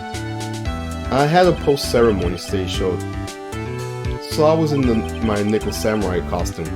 And you were alone in that entire time? My manager was running around being busy, so yeah. Because of the press conference, you were supposed to hold a show. I told you, dude, I had no idea about that. That's strange. I thought the nickel samurai was gonna confess something. Anyways, when I was leaving my room, that's when I noticed it. It was kinda nosy. Mr. Kurita was already dead at that time. Yeah, that's what I was gathering. Anyways, for my manager. I'm beginning to gather that this guy can't do a thing on his own. And that's when the detective in the green coat showed up. He searched me, and then out of the blue, the dude arrested me. Man, I think my lucky stars that people know my name. Well, you're quite the hero, and you're in the national spotlight. I didn't know who he was. Does that mean I'm not a good citizen? It's really great to be the Nickel Samurai. Dude, lately, I just keep on getting more and more popular. True enough. The Nickel Samurai is very popular amongst high schoolers and secretaries right now. I guess Mr. Ongar has a way of catching the eyes of women. Do you know my motto? Refreshing like a spring breeze. That's what I say. That's what I am. A spring breeze. That's why this kind of scandal is disastrous, dude. I mean, even if I get out of here tomorrow, it's still gonna look bad. But everyone loves a good scandal.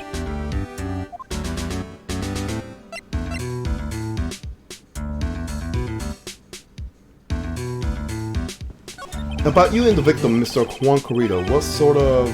That's got nothing to do with anything, dude. Man, with that face of his, you can't even tell he's the same age as me. And he's wanted to try to make a new Jammin' Ninja movie, even though we all know it'll fail. The Nickel Samurai still won at the end, right? Yeah, I took the Grand Prix by storm. So why would I, the winner, have any reason to kill that guy anyways? Dude, you think it'll be the other way around, you know?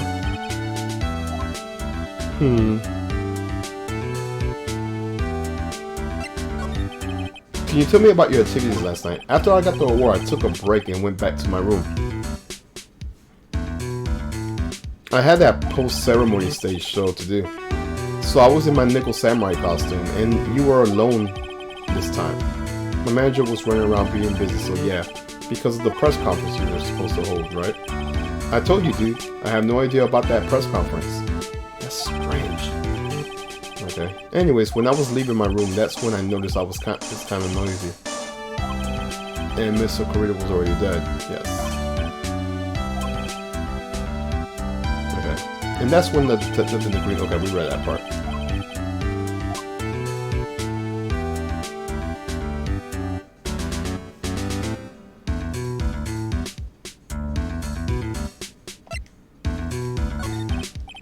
I'm just making sure I read this.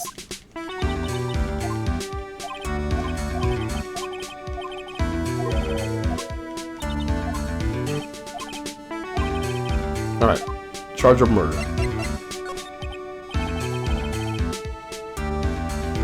Do you know why you were arrested?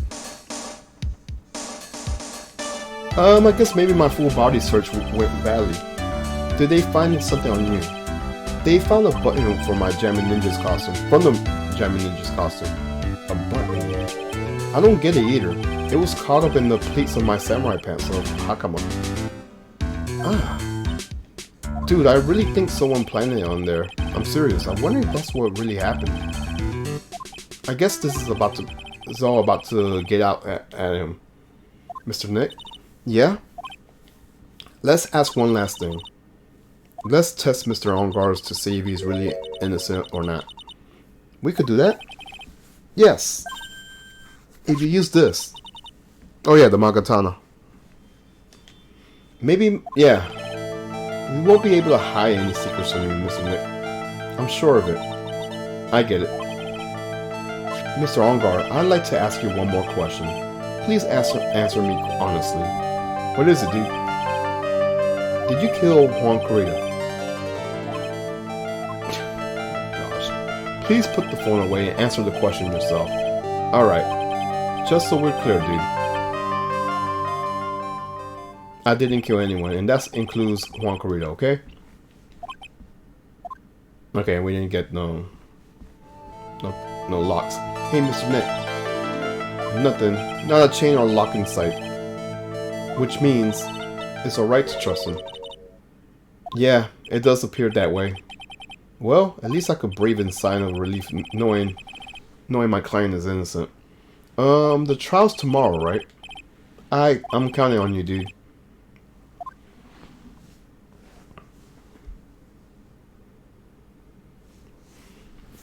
I think I'm gonna stop right here. I will continue tomorrow. Let me see if anyone's streaming. I could probably rate them. But yeah, I hope you guys enjoy these turnabouts.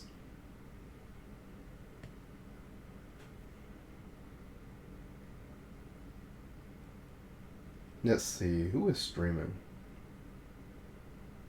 I see Yokage is streaming. But yeah, I hope you guys enjoyed the stream, and I'll catch you guys tomorrow. Peace.